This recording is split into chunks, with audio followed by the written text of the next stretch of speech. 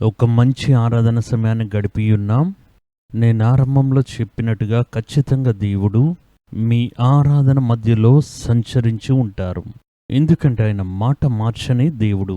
ఇశ్రాయేలు స్తుతించినప్పుడు దేవుడు దాని మధ్యలో సంచరించడం, దాని మధ్యలో నడవడానికి ఎల్లప్పుడూ ఆయన ఆయుధంగా ఉంటున్నారు. అప్పుడు మీరు దేవుని స్తుతించేటప్పుడు ఈ సమయంలో మాత్రమే కాదు, ఎప్పుడు మీరు దేవుని కుటుంబంగా స్తుతించడం ఆరంభించిన మొదట మీ హృదయాన్ని ఆయుధపరుచుకుని పాపపు మరకలన్నీ కడిగివేసి నూతన పరచబడిన హృదయముతో దేవుని స్తుతించడం ఆరంభిస్తే ఆ స్తుతి సమయం మనకి చాలా మధురంగా మారిపోతుంది. దేవుని యొక్క సన్నిధానం మన మధ్యలో పూర్తిగా నింపబడి సంచరిస్తూ ఉన్న ఈ సమయంలో మనం కొన్ని ముఖ్యమైన కార్యముల నిమిత్తం దేవుని యొక్క సన్నిధానంలో ప్రార్థన చేయబోతున్నాం. మన కుటుంబాలకి ప్రార్థన చేయబోతున్నాం. దానికన్నా ముందుగా మనం ప్రార్థన చేయాల్సిన సాధారణంగా ఉండే ఒక కార్యం చెప్పి దాని నిమిత్తం ప్రార్థన చేసిన తర్వాత మన యొక్క కుటుంబాల గురించి ప్రార్థించబోతున్నాం. మన మధ్యలో జరుగుతున్న కార్యం, ఇప్పుడు సమీపంలో మన మధ్యలో జరుగుతున్న కార్యం ఏంటంటే, ఈ లోకంలో దేశాల మధ్య జరుగుతున్న కార్యాలు గమనించి చూస్తే కొన్ని దేశాల్లో ప్రకృతి వైపరీత్యాలు, అది చాలా విపత్కరమైన నష్టాలు కలుగు చేయడం మనం చూస్తూ ఉన్నాం. ఇంకొక వైపు చూస్తే వర్షాలనేది కురియక కరువు అనేది కలిగి కొన్ని ప్రాంతాల్లో నేల బీటలు బారి వ్యవసాయమే ఒక కలతగా మారి అధికమైన ఉష్ణాన్ని ప్రపంచంలో కొన్ని దేశాలు సంధిస్తూ ఉన్నాయి. ఈ రెండు విషయాలు ఒకదానికొకటి వేరు దిశల్లో కనిపించినా దాని ఫలితం ఒకటే, నాశనం, నష్టం, కరువు. ఇప్పుడు ఇది సమీపంగా దుబాయ్ దేశంలో వచ్చిన ఒక పెద్ద వరద, అది చరిత్రలో ఇప్పుడు చూడనటువంటి వరద. ఇంతకీ ఆ దేశం ఎడారిమయమై ఉంది. మొత్తం ఎడారితో నింపబడిన ప్రాంతంగా ఉంది. అక్కడ ఇంత పెద్ద వర్షం, వరదలు రావడం అనేవి చాలా అపూర్వమైన కార్యంగా ఉన్నాయి. కానీ ఈ సంవత్సరంలో దుబాయ్ దేశంలో రమ్మారమ్మి చాలా భాగాల్లో అవి బాధింపబడే రీతిలో చాలా వర్షం, వరద, కార్లన్నీ నీళ్లు తేలుతూ వెళ్తున్నాయి. ప్రజలు తడబడుతూ ఉన్నారు. చాలా ఒంటెలు కూడా ఆ నీళ్లలో కొట్టుకుని పోవడం మనం చూసాం. దాని తర్వాత అమెరికా దేశంలో కొన్ని భాగాల్లో బలమైన సుడిగాళ్ళు, తుఫాను వచ్చిన యొక్క సమాచారాలు విని ఉన్నాం. అదే సమయంలో ఇంకా కొన్ని భాగాల్లో ఎండిపోయిన స్థితి అంటే ఇప్పటి వరకు చూడనటువంటి ఉష్ణం, భూములన్నీ బీటలు వేసి ఆఫ్రికా కొన్ని ప్రాంతాల్లో ఆ ప్రాంతాలు చాలా ఎక్కువ భాగం బీటలు వేయడం చూస్తూ ఉన్నాం. ఇది దేనివల్ల కలుగుతుందంటే, మన యొక్క విజ్ఞానం ప్రకారం చెప్పాలంటే ఎల్ నినో, లా నినో అనే రెండు కార్యాలు చెప్తూ ఉన్నారు. ఇదేం చేస్తుంది అంటే, ఈ ప్రపంచంలో ఉన్న దేశాల్లో ఆ సముద్రాల మధ్యలో ప్రవహించే నీటి ప్రవాహాలు, వీటికి పేరు ఎల్ నినో అనేది ఒక నీటి ప్రవాహం, లా నినో అనేది ఇంకో విధమైన ప్రవాహం. ఈ నీటి ప్రవాహాలే భూమి యొక్క ఉష్ణోగ్రతలను సమతుల్యంగా ఉంచుతూ ఉన్నాయి. అది సముద్రం కిందన నదిలా ప్రవహిస్తూ ఉంటుంది. ఆ నీటి ప్రవాహాలే ప్రపంచం యొక్క ఉష్ణోగ్రతలను, ఈ ప్రపంచం యొక్క ఋతు పవనాలను సమతుల్యంగా ఉంచుతాయి. అందులో కొన్ని తేడాలు ఏర్పడడం మొదలయ్యేటప్పుడు భూమి యొక్క ఒక భాగంలో అధికమైన వర్షం కురుస్తుంది, వరదలు వస్తాయి. ఇంకో భాగంలో ఎండిపోయిన ఒక వాతావరణం కనిపిస్తుంది. ఇది 4 సంవత్సరాలకి ఒక్కసారి శీతోష్ణ స్థితిని బట్టి ఇది వేరు ప్రాంతాల్లో ఆ యొక్క నీటి ప్రవాహాలు మారుతూ ఉండడం మనం చూస్తున్నాం. అటువంటి కార్యమే వచ్చిందన్నట్లుగా ఇప్పుడుండే శాస్త్రజ్ఞులు వారి యొక్క అభిప్రాయాలు తెలియజేసి ఉన్నారు. మన యొక్క పుస్తకాల్లో కూడా హెచ్చరిక సందేశం అనే యొక్క పుస్తకంలో ఎల్ నినో, లా నినో అనే కార్యాల గురించి స్పష్టంగా అందులో వివరించి నేను ఆ పుస్తకంలో రాసి ఉన్నాం. అప్పుడు ఈ ఫలితాలే ఈ యొక్క దినముల్లో భూమిలో అపారమైన నష్టాన్ని తీసుకుని వస్తూ ఉన్నాయి. ఇది ఇంకా ఇలానే ఉంటూ ఉంటే కొన్ని భాగాల్లో వర్షం లేకుండా ఉండడం వల్ల కరువు, ఇంకా కొన్ని భాగాల్లో ప్రకృతి వైపరీత్యాల మూలంగా జరిగే నష్టాలు, మొత్తానికి ఆర్థికపరమైన కార్యాలు ఒక కృంగుదల కలుగుతుంది. ఆకలి, కరువు అనేది కలుగుతుంది. ఇటువంటి పరిస్థితి అనేది రాకుండా ఉండడానికి మనం దేవుని దగ్గర ప్రార్థన చేయాలి. కారణం, ప్రకృతి దేవుని యొక్క ఆధీనంలో ఉంది, సముద్రం ఆయన ఆధీనంలో ఉంది. బైబిల్లో మీరు చదివి చూస్తే సముద్రం ఆయన ఒక మాట చెప్పగానే అది నెమ్మదించింది అనే మాట దేవునికి సముద్రం మీద, ప్రకృతి మీద అధికారం కలవారని నిరూపిస్తుంది. అప్పుడు ఇటువంటి సమస్యలకు మనుషుల యొక్క సహాయాన్ని కోరితే ఎటువంటి ప్రయోజనం ఉండదు. ఇవన్నీ దేవుడి యొక్క కర్మలో ఉన్నాయి. ఈరోజు మనం చదివిన యొక్క కీర్తనల గ్రంథంలో కూడా భూమి దాని యొక్క పరిపూర్ణత దేవునిది, ఆయన అధికారమే దాని మీద చెల్లుతుంది. కాబట్టి దేవుడు ఈ కాలం యొక్క స్థితిగతుల్ని ఋతుపవనాలను మార్చే ఎల్నినో లానినో అనబడే ఈ వేడి జల ప్రవాహాలను తన యొక్క ఆద్యంలో తీసుకుని వచ్చినట్లుగాను ఈ ప్రపంచ దేశాల్లో ఒక మంచి వాతావరణాన్ని ఇచ్చి దేవుడు అన్నిటినీ సమంగా ఉంచడానికి దేవుడి యొక్క సన్నిధానంలో మనందరం వేడుకొని ప్రార్థన చేయాలి. ముఖ్యంగా ఇండియాలో మన యొక్క సౌత్ భాగ్యంలో దక్షిణ భారతదేశంలో చాలా కఠినమైన యొక్క ఉష్ణం ఉండడం చూస్తున్నాం. ఈ ఉష్ణం చూసినట్లయితే అనేక సంవత్సరాలుగా అది ఈ సంవత్సరం అధికమని చెప్తూ ఉన్నారు. దీని మూలంగా వచ్చే వ్యాధులు, బలహీనతలు పిల్లలకు సంక్రమించడానికి అనేక అవకాశాలు ఉన్నాయి. కాబట్టి ఇటువంటి కార్యములు చెయ్యి దాటకుండానట్లుగా మనం దీని గురించి ప్రార్థన చేయాలి. మనమందరం మోకాలు వేసి మన దేశాన్ని దేవుని యొక్క చేతిలో అప్పగించి ప్రపంచంలో యొక్క ఉష్ణంగా ఉన్న వాతావరణం దేవుడికి అప్పగించి సముద్రము నీటి ప్రవాహాలను దేవుడి యొక్క చేతికి అప్పగిస్తూ దేవుడు లోకమును తన యొక్క పరిపూర్ణ పరామర్శలో కాపాడడానికి మనం వేడుకోవాలి. దేవుడు అనుకుంటే ఆయన చాలా కష్టపడాల్సిన అవసరం లేదు. ఒక్క మాట చెప్తే చాలు. గాలిని సముద్రాన్ని చూసి గర్జించగా నిశ్శబ్దంగా ఉండని ఒకే మాట కదా చెప్పారు. అలా ఒక్క మాట చెప్పండి దేవా, మా దేశములు కాపాడబడినట్లుగా సముద్రములను అలలను అణుచున్నట్లుగా ప్రభువా దేవా ఒక మాటను చెప్పండి, మేము ఆ మాటను బట్టి జీవిస్తాము అని దేవుని యొక్క సన్నిధిలో వేడుకుంటూ ప్రార్థన చేయబోతున్నాం. అందరూ మోకాలు వేద్దామా? స్త్రీలు, పురుషులు, చిన్న బిడ్డలు కూడా మోకాలు వేయండి. వయోవృద్ధులు లేకపోతే బలహీనంగా ఉన్నవారు మీరు మోకాలు వేయలేని స్థితిలో ఉంటే పర్వాలేదు. ఉన్న స్థలంలో నుండి మీరు దేవుని వైపు చూసి ప్రార్థన చేయండి. పిల్లలకి ముఖ్యంగా మీరు మోకాలు వేసి ప్రార్థన చేయడం మీరు నేర్పించాలి. అది చాలా ముఖ్యమైనది. రండి అందరూ మోకాలు వేసి ప్రార్థన చేద్దాం. దేవుని వైపు చూడండి. మీ యొక్క కన్నులు దేవుని మాత్రమే చూడాలి. ఈ లోకమంతటిలో నీ యొక్క సమస్యలకు తీర్పు దేవుని యొక్క చేతిలో మాత్రమే ఉంది. మన యొక్క విజ్ఞానంలో లేదు, మనం కలిగి ఉన్న ఆయుధాల్లో లేదు, మనం కలిగి ఉన్న అధికారంలో లేదు. ఈ అధికారం దేవునికి లోబడి ఉన్నది. ఆయన ఒక మాట చెప్తే అదే విధంగా కలుగుతుందని మనకు తెలుసు. ఈ దినం ఆ యొక్క మాట దిగి రావాలి. దేవుడు ప్రకృతి మీద తన మాటను పంపాలి. వర్షం ఎక్కువగా కురియడం, ఎక్కడైతే అధికంగా వర్షం కురుస్తూ ఉందో దేవుడు దాని మీదకి తన మాటను పంపాలి. సముద్రం కింద ప్రవహించే ఎల్నినో లానినో అనే వేడి నీటి ప్రవాహాల మీద దేవుడి యొక్క వాక్కు దిగి వచ్చును గాక. వేడిగా ఉన్న ప్రాంతాలు, చల్లగా ఉన్న ప్రాంతాలు, వాటిని ఆధీనంలో పెట్టుకుని నడిపిస్తూ ఉన్న అన్ని కార్యాల మీదకి దేవుడి యొక్క వాక్యం ఇప్పుడు దిగి వచ్చును గాక. కదలక నిశ్శబ్దంగా ఉండు అని చెప్పాలి. నువ్వు వెళ్ళాల్సిన మార్గంలో వెళ్ళు అని దేవుడు ఆ యొక్క కార్యాలకు తన యొక్క నోటి మాట గుండా ఆజ్ఞాపించునుగాక. దేశములు పాడు చేస్తున్నా, నాశనం చేస్తున్నా, దేశముల మీదకి ఎల్లల మీరి వస్తున్నా అన్ని ప్రకృతి వైపరీత్యాల మీద దేవా మీ యొక్క మాటలను పంపండి. అన్ని ప్రకృతి వైపరీత్యాల మీద దేవా మీ యొక్క మాటలను పంపండి.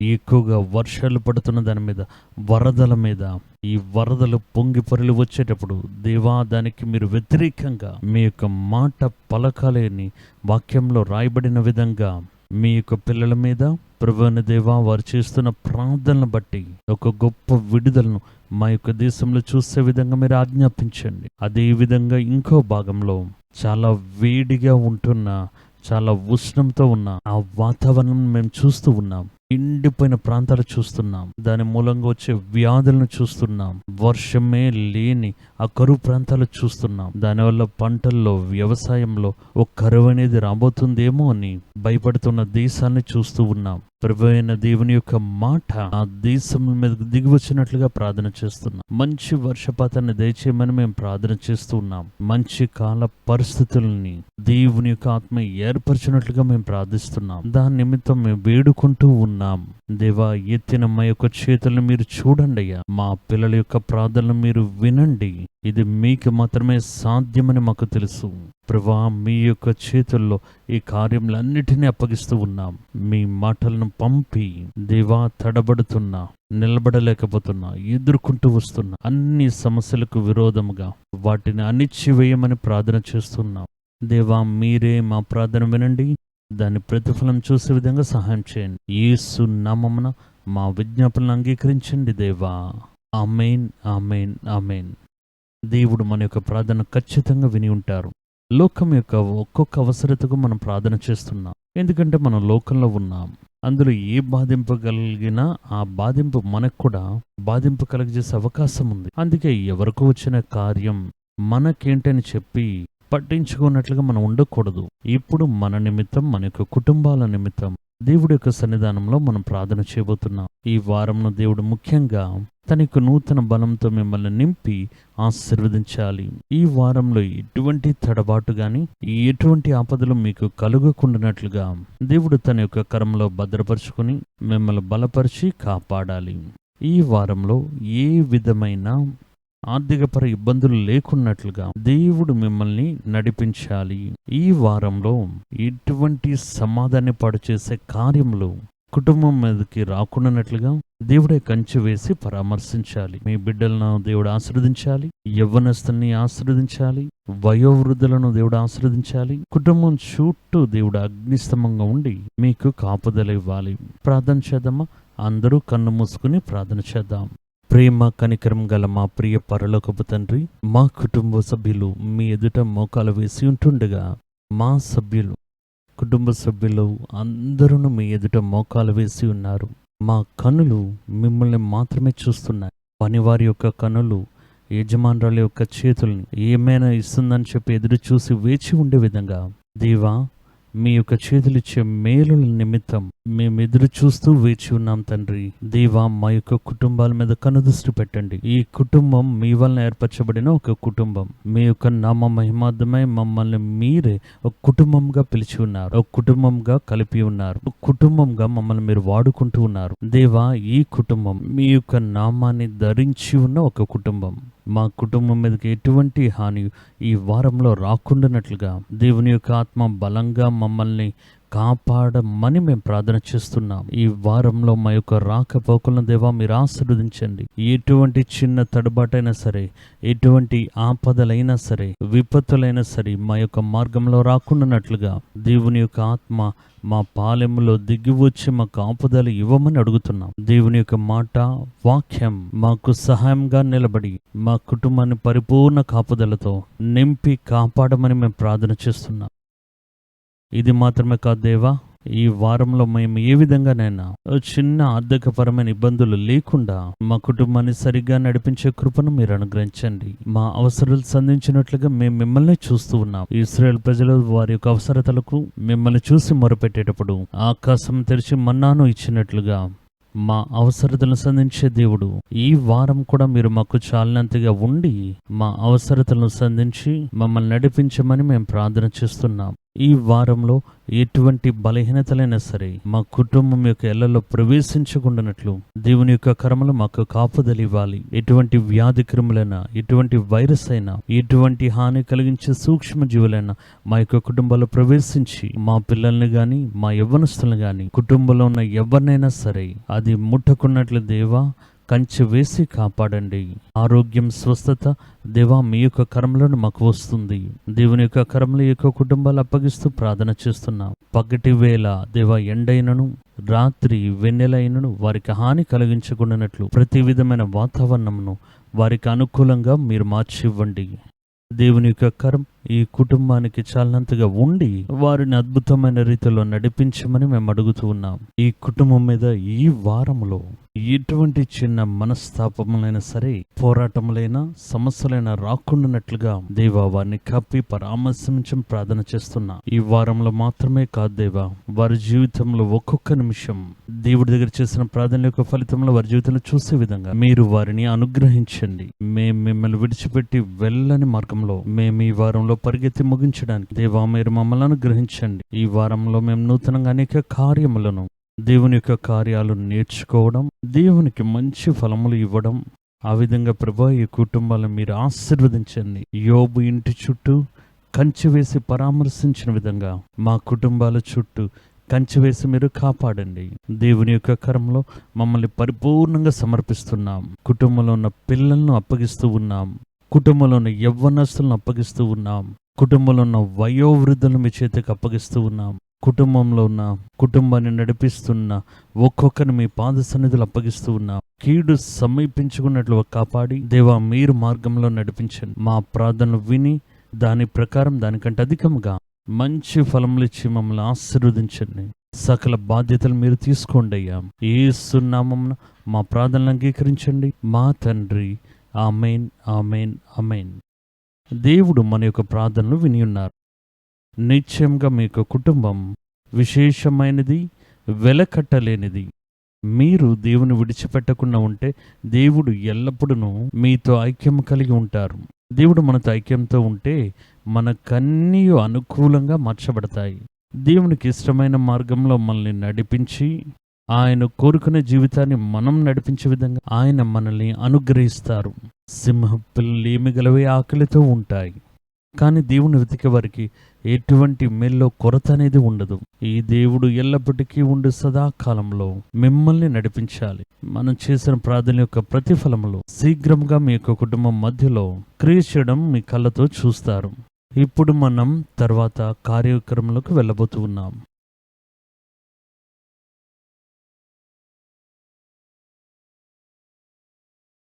ఇప్పుడు మనం దేవుని యొక్క వాక్యంలోకి ప్రవేశించబోతున్నాం. మనస్ఫూర్తిగా మనం దేవుని ఆరాధించినప్పుడు దేవుని యొక్క పరిపూర్ణమైన సన్నిధానం అనుభవించాం. ప్రార్థన చేసినప్పుడు దేవుడు మన యొక్క ప్రార్థనలను గమనిస్తున్నారనే విశ్వాసమును నిశ్చయతను మనం పొందుకున్నాం. దేవుని యొక్క వాక్యాన్ని మనం ధ్యానించేటప్పుడు అంతరంగిక పురుషుల్లో మనం బలం పొందుకోబోతున్నాం. దేవుని యొక్క వాక్యాన్ని మనం ధ్యానించినప్పుడు మన యొక్క అంతరంగిక పురుషుడు, మన అంతరంగిక విశ్వాసం పరిపూర్ణంగా దేవునిలో అది స్థిరపరచబడుతుందనే దాంట్లో ఎటువంటి సందేహం మనకి లేదు. దేవుని యొక్క వాక్యాన్ని చదివేటప్పుడును ధ్యానించేటప్పుడు చాలా జాగ్రత్తగా దాన్ని అర్థం చేసుకుని బైబిల్ వాక్యాన్ని పరిశీలించి చూసి చదివి అర్థం చేసుకోవడానికి ప్రయత్నం చేయాలి. పరిశుద్ధాత్మ దేవుడు ఆయన మీకు తన మాటలను స్పష్టంగా అర్థం చేసుకునే ఆ యొక్క కృపను అనుగ్రహిస్తారు. ఈ రోజు మనం దేవుని యొక్క వాక్యంలో ఒక వ్యత్యాసమైన కార్యాన్ని మనం ధ్యానించబోతున్నాం. మీలో అద్భుతం. ఈరోజు దేవుడు మీలోనే విశేషముగా అద్భుతాలు చేయబోతున్నారు. ఒక్కొక్కరి వ్యక్తిగత జీవితంలో ఒక అద్భుతాన్ని చేయాలి. ఈ అద్భుతం నిరంతరమైనదిగాను విశేషంగా ఉండే అద్భుతం. అప్పుడు ఈ అద్భుతముల గురించే మనం ఈరోజు ధ్యానించబోతూ ఉన్నాం. మనం ధ్యానించడం నిమిత్తం మనం తీసుకున్న బైబిల్లో వాక్యం గలతీయులకు రాసిన పత్రిక 3వ అధ్యాయం 5వ వాక్యంలో ఈ కార్యం ఉంది. గలతీయులకు రాసిన పత్రిక 3వ అధ్యాయం 5వ వాక్యం. అందరూ బైబిల్ తీసి చదివి చూడండి.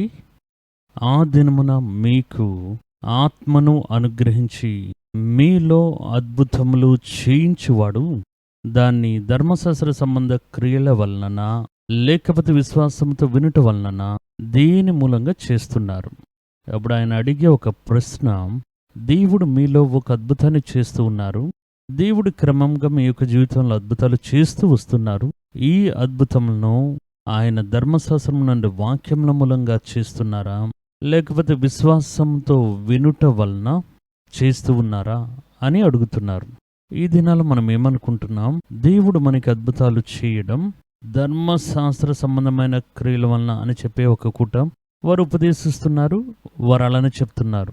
ఇంకో కూటం చెప్తుంది కాదు, అది విశ్వాసం మూలంగానే సాధ్యమవుతుందని చెప్తున్నారు. ఈ 2 కూటముల వారు మొదటి శతాబ్దంలో ఉన్న సంఘంలోనే ఉన్నారు. కొంతమంది పాత ఆచారములను ధర్మశాస్త్ర సంబంధమైన క్రియలను మనం చేయాలి, వాటిని చేయడం మూలంగానే దేవుని దగ్గర నుండి ఒక మంచి ఆశీర్వాదం పొందుకోగలము అని బలంగా నమ్మారు. ఇంకో కుటుంబం వారు ఏం చెప్పారంటే అది అలా కాదు, ధర్మశాస్త్ర సంబంధమైన క్రియలను యేసుక్రీస్తు వారి శిలువలో చిందించిన రక్తం మూలంగా దాన్ని లేకుండా చేసి నూతన నిబంధన యొక్క కృపను, విశ్వాసం యొక్క నిబంధనను మనకు తీసుకుని వచ్చారు.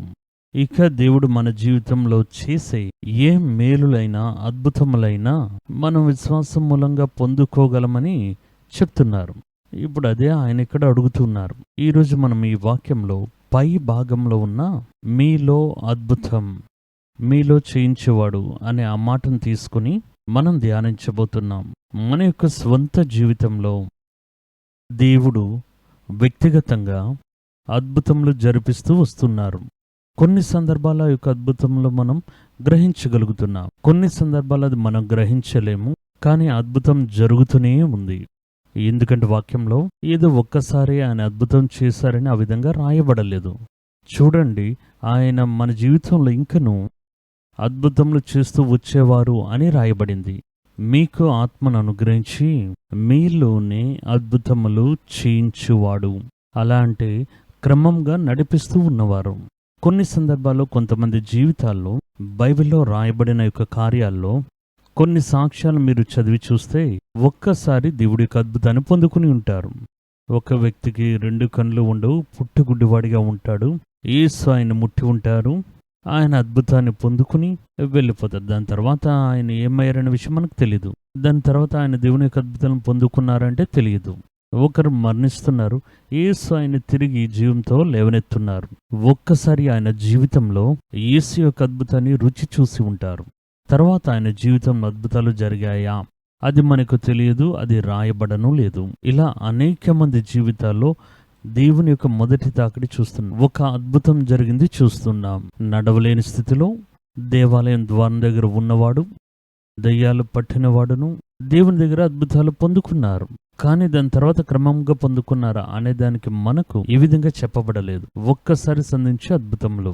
కానీ ఇక్కడ ఏం చెప్తున్నారంటే మీలో క్రమంగా పరిశుద్ధాత్మ మూలంగా అద్భుతములు చేయించువాడు, లేకపోతే అద్భుతములు చేయిస్తూ ఉన్నవారు అంటే క్రమంగా మీలో దేవుడు కొన్ని అద్భుతాలు చేస్తూనే వస్తున్నారట.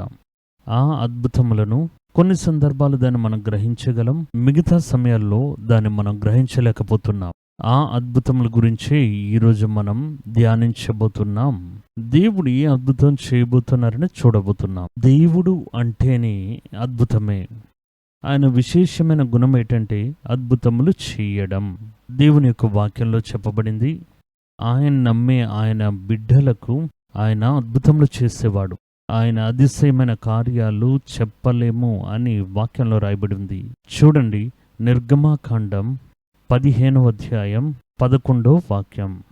నిర్గమకాండం 15:11 ఈ విధంగా చెప్తున్నారు. యెహోవా వేల్పులలో నీ వంటి వాడెవడు, పరిశుద్ధతను బట్టి నీవు మహనీయుడవు, స్తుతి కీర్తనను బట్టి పూజ్యుడవు, అద్భుతములు చేయువడవు, నీ వంటి వాడు ఎవడవు.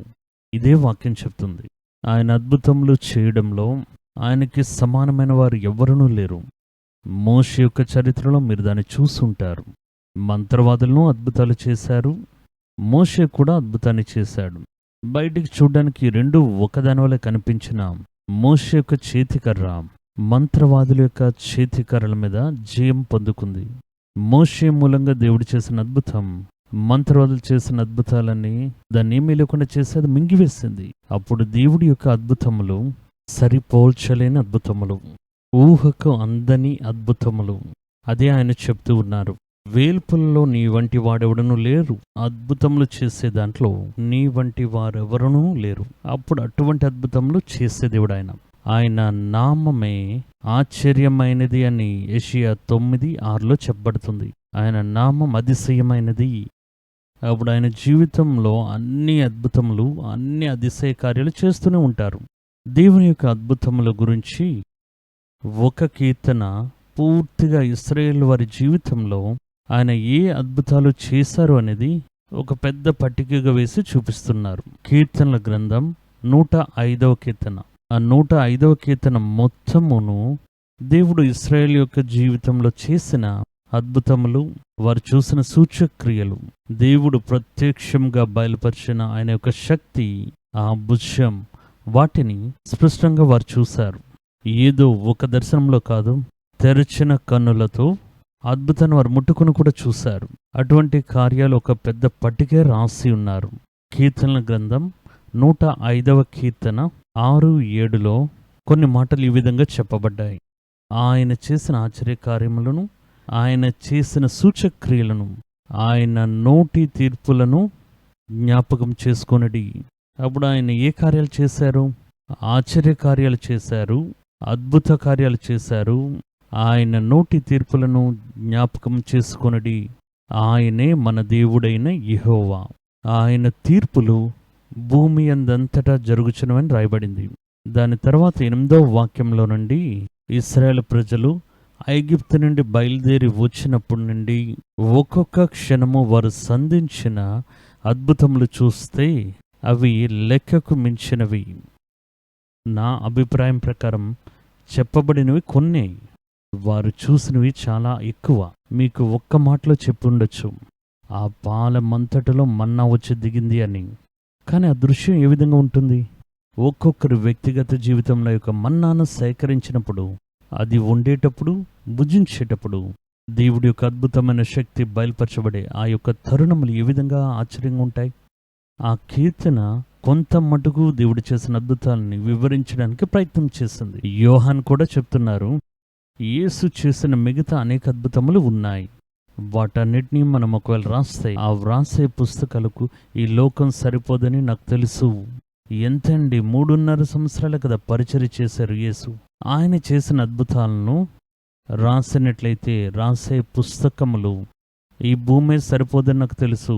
అంటే బైబిల్ గ్రంథంలో వారు రాసినది చాలా ముఖ్యమైన కొన్ని అద్భుతాల గురించే అనేది మనకు స్పష్టమవుతుంది. మొత్తం అద్భుతాలు మేము రాయలేదు, వ్రాయలేకపోయాం, రాయడానికి అవ్వదు. ఎందుకంటే ఆయన ఆశ్చర్యమైన వారు. నిలబడితే అద్భుతం, నడిస్తే అద్భుతం, చూస్తే అద్భుతం, ఒక అడుగు పెడితే అక్కడ అద్భుతం, ఆయన వెళ్ళే స్థలంలో అద్భుతం, కూర్చుండే స్థలంలో అద్భుతం, ఇలా అన్ని స్థలాలు తన యొక్క అద్భుతాలు బయలుపరి చూపించిన వారే యేసు. అప్పుడు ఆయన చేసిన అద్భుతముల యొక్క సంఖ్య ఒకవేళ పుస్తకంలో రాస్తే ఆ యొక్క పుస్తకంలో భూమియే సరిపోవని రాయబడింది. ఒక 3.5 సంవత్సరాలు ఆయన ఈ లోకంలో జీవించినప్పుడు ఇన్ని అద్భుతాలు చేసినట్లయితే 40 సంవత్సరాలు ఈ లోకం మధ్యలో తన ప్రజలతో కూడా నడిచారే. అప్పుడు ఆ ప్రజలుండే పాలెంలో ఏ అద్భుతాలు జరిగి ఉంటాయో ఆలోచించండి. అవన్నీ పూర్తిగా వివరించి చెప్పలేం. కానీ ఈ యొక్క కీర్తన అందులో ముఖ్యమైన భాగాల్ని వివరించి చెప్పడానికి ముందుకు వచ్చింది. అంటే అది ప్రయత్నం చేసింది. అలాగైతే దాన్ని మీరు ఇంట్లో కూర్చుని దాన్ని చదివి చూడండి. కీర్తనలు 105వ కీర్తన. అందులో చూడండి ఏ అద్భుతాలు చేశారనేది అందులో రాయబడి ఉంటుంది. దేవుడు అద్భుతమైన వారు అని దేవుని యొక్క ప్రజలు మాత్రమే కాదు, దేవుడే తెలియని అన్య ప్రజలు, అందులో గొప్ప గొప్ప రాజులు దేవుడి యొక్క అద్భుతాలు చూసి విస్మయముంది వారే రాసి ఇచ్చిన శాసనములు కూడా ఉన్నాయి. దాన్ని కూడా మనం బైబిల్లో చదువుతూ ఉన్నాం. దానియేలు దీర్ఘదర్శన గ్రంథం 4వ అధ్యాయం 1 నుండి 3 వరకున్న వాక్యాలు. నెబుకద్నెజర్ ఆ వ్యక్తి మీకు తెలుసు, చాలా గొప్ప రాజు, లోకం యొక్క చరిత్రలో ప్రసిద్ధిగాంచిన రాజుగా ఉన్న వ్యక్తి ఈయన. ఆయన జీవించిన దినాల్లో ఆయన కీర్తి అనేది అనేక దేశాల్లో అది వ్యాపించింది. ఆయన బాబిలోనులో కట్టి ఉన్న గోడలను, కట్టడములను, అక్కడ ఉంచిన ఆ వేలాడే తోట వంటిది లోకంలోని అద్భుతం అనేక మందిని ఆయన వైపు ఆకర్షించింది. ఒక గొప్ప చక్రవర్తిగా ఉన్న వ్యక్తి. ఆయన చెప్తున్నది చూడండి, దేవుడు ఎంత గొప్ప అద్భుతకారుడు అని. ఆయన క్రైస్తవుడు కాదు, దేవుని ఎరిగి ఉన్న ఒక యూదుడు కాదు, ఒక ఇశ్రాయేలుడు కాదు, అన్య దేవతల్ని ఆరాధించే ఒక మనుష్యుడు, ఒక పెద్ద చక్రవర్తిగా ఉన్నవాడు. బైబిల్లో దాని గురించే దానియేలు 4వ అధ్యాయం 1, 2, 3 వాక్యాల్లో మనం చదువుతున్నాం. నేను చదువుతాను, దాన్ని మీరు వినండి. రాజగు నెబుకద్నెజరు లోకమంతటా నివసించు సకల జనులకును దేశస్థులకును ఆయా భాషలు మాట్లాడు వారికని ఇలాగూ సెలవిచ్చుచున్నాడు, మీకు క్షేమాభివృద్ధి కలుగునుగాక. మహోన్నతుడగు దేవుడు నా ఎడల చేసిన అద్భుతములను, సూచక్రియలను మీకు తెలియచేయటకు నాకు మనస్సు కలిగెను. చూడండి, ఆయన ఒక అపోస్తలుడు కాదు, దేవునిచే పిలువబడిన వాడు కాదు, శిష్యుడు కూడా కాదు, యూదుడు కాడు, ఇశ్రాయేలుడు కాడు. ఆయన చెప్తున్నది, మహోన్నతుడకు దేవుడు నా జీవితంలో చేసిన అద్భుతాలను సూచక్రియలను మీకు తెలియచేయడం నాకు మనసులో కలిగెను. మనం చూడండి ఉట్టిదే ఉంటున్నాం. ఎన్నో కార్యాలు ప్రతిదినం దేవుడు మన జీవితంలో అద్భుతాలు చేసిన నోరు తెరిచి దేన్ని మనం చెప్పం. కానీ ఒక దేవుడే తెలియని అన్యజాతికి సంబంధించిన చక్రవర్తి అనేది రాతపూర్వకంగా రాసి ప్రజలకు ఇస్తూ ఉన్నాడు. సకల జనులకు, లోకమంతటా నివసించున్న సకల జనులకును, దేశస్థులకును, ఆయా భాషలు మాట్లాడు వారికి రాసేది, మహోన్నతుడగు దేవుడు నా ఎడల చేసిన అద్భుతములను, సూచక్రియలు మీకు తెలియచేయడం అది నాకు మేలని తోచింది. ఆయన సూచక్రియలు ఎంతో బ్రహ్మాండమైనవి, ఆయన అద్భుతములు ఎంతో ఘనమైనవిగా ఉన్నాయి. ఆయన రాజ్యం శాశ్వత రాజ్యం, ఆయన ఆధిపత్యం తరతరములు నిలుచుచున్నది. ఇంత గొప్ప రాజు దేవుని యొక్క అద్భుతాలను చూసి విస్మయం ఉంది. తన అధికారి లోబడి లేకపోతే భూమిలో ఉన్న వారందరికీ లిఖితపూర్వకంగా రాసిస్తున్నాడు. అలాగే ఆయన చూసిన అద్భుతములు సాధారణమైన అద్భుతములు అయి ఉండవు. మనం ఈరోజు అద్భుతములు అనే పేరున స్టేజ్ మీదకి చాలా మంది వచ్చి చెప్తుంటారు, నాకు తలనొప్పి ఉండేది, ఒక గడ్డ ఉండేది, చెయ్యి కదిలించలేని పరిస్థితి ఉండేది, 40 దినాలు నేను ఒక్కవైపు పడుకోలేకుండా ఉండేవాడిని, నిద్ర రాకుండా ఉండేది. ఇవన్నీ ఒక రాజుని కదిలిస్తాయా? ఆలోచన చూడండి. ఇటువంటి అద్భుతాలన్నీ ఒక గొప్ప రాజునది కదిలింపచేస్తాయా? అంత గొప్ప రాజుని, అనేక దేశముల మీద ఏలుబడి చేస్తున్న రాజుని ఒక అద్భుతం ఆయన్ని కదిలించినట్లయితే ఆ అద్భుతం ఎంత గొప్పదే ఉంటుందో ఆలోచన చూడండి. దేవుడు గొప్పవాడు, ఆయన దగ్గర గొప్ప కార్యాలు ఎదురు చూడండి. అది ఆయన నేరుగా చూసేటప్పుడు ఆయన చెప్తున్నాడు, దేవుడు అద్భుతం చేయడంలో శ్రేష్ఠుడు, ఆయన శక్తి ఎంత మహిమతో నింపబడింది. మళ్ళీ చదువుతాను చూడండి, 3వ వాక్యం, దానియేలు 4:3. ఆయన సూచక్రియలు ఎంతో బ్రహ్మాండమైనవి, ఆయన అద్భుతములు ఎంతో ఘనమైనవి. అప్పుడు ఆయన దేవుడి దగ్గర చూసిన విషయం మీరు నేను ఇప్పుడు చూస్తున్న ఎటువంటి చిన్న అద్భుతములు కావు. అది దేశములని ఆశ్చర్యానికి లోనిచేసే అద్భుతాలు. ఒక పెద్ద వీరుడును రాజును విధేయత చూపించబడంగా భయపడే రీతిలో, వణికే రీతిలో బయలుపరచబడిన అద్భుతాలు అవి. ఇదే దేవుని యొక్క వాక్యం చెప్తుంది. ఆయన రాజ్యం శాశ్వత రాజ్యం, ఆయన ఆధిపత్యం తరతరములు నిలుచున్నది.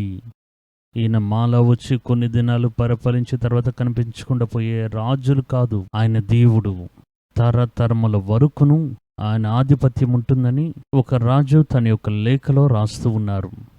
రెండవది చూడండి, ఇంకో వ్యక్తి, దానియేలు గ్రంథం 6వ అధ్యాయం 27వ వాక్యంలో మనం ఈ విధంగా చదువుతున్నాం. నెబుకద్నెజర్ తరువాత దర్యావేషు అనే ఒక రాజు వస్తున్నాడు. ఆ దర్యావేషు రాజును దేవుని యొక్క అద్భుతాలను చూస్తూ ఆయన ఒక లేఖ రాస్తూ ఉన్నారు. ఆయన తన యొక్క రిపోర్ట్లో, ఆయన యొక్క లేఖనాల్లో దీన్ని ఆయన రాసి ఉన్నారు. ఏం రాశారో చూద్దామా? 6వ అధ్యాయం 25వ వాక్యం నుండి మనం చదువుదాం. ఆ దానియేలు గ్రంథంలో ఏం రాయబడి ఉంది? అప్పుడు రాజగు దర్యావేషు లోకమంతటా నివసించు సకల జనులకును, రాష్ట్రములకును, ఆయా భాషలు మాట్లాడే వారికి ఇలాగూ రాయించెను, మీకు క్షేమాభివృద్ధి కలుగునుగాక.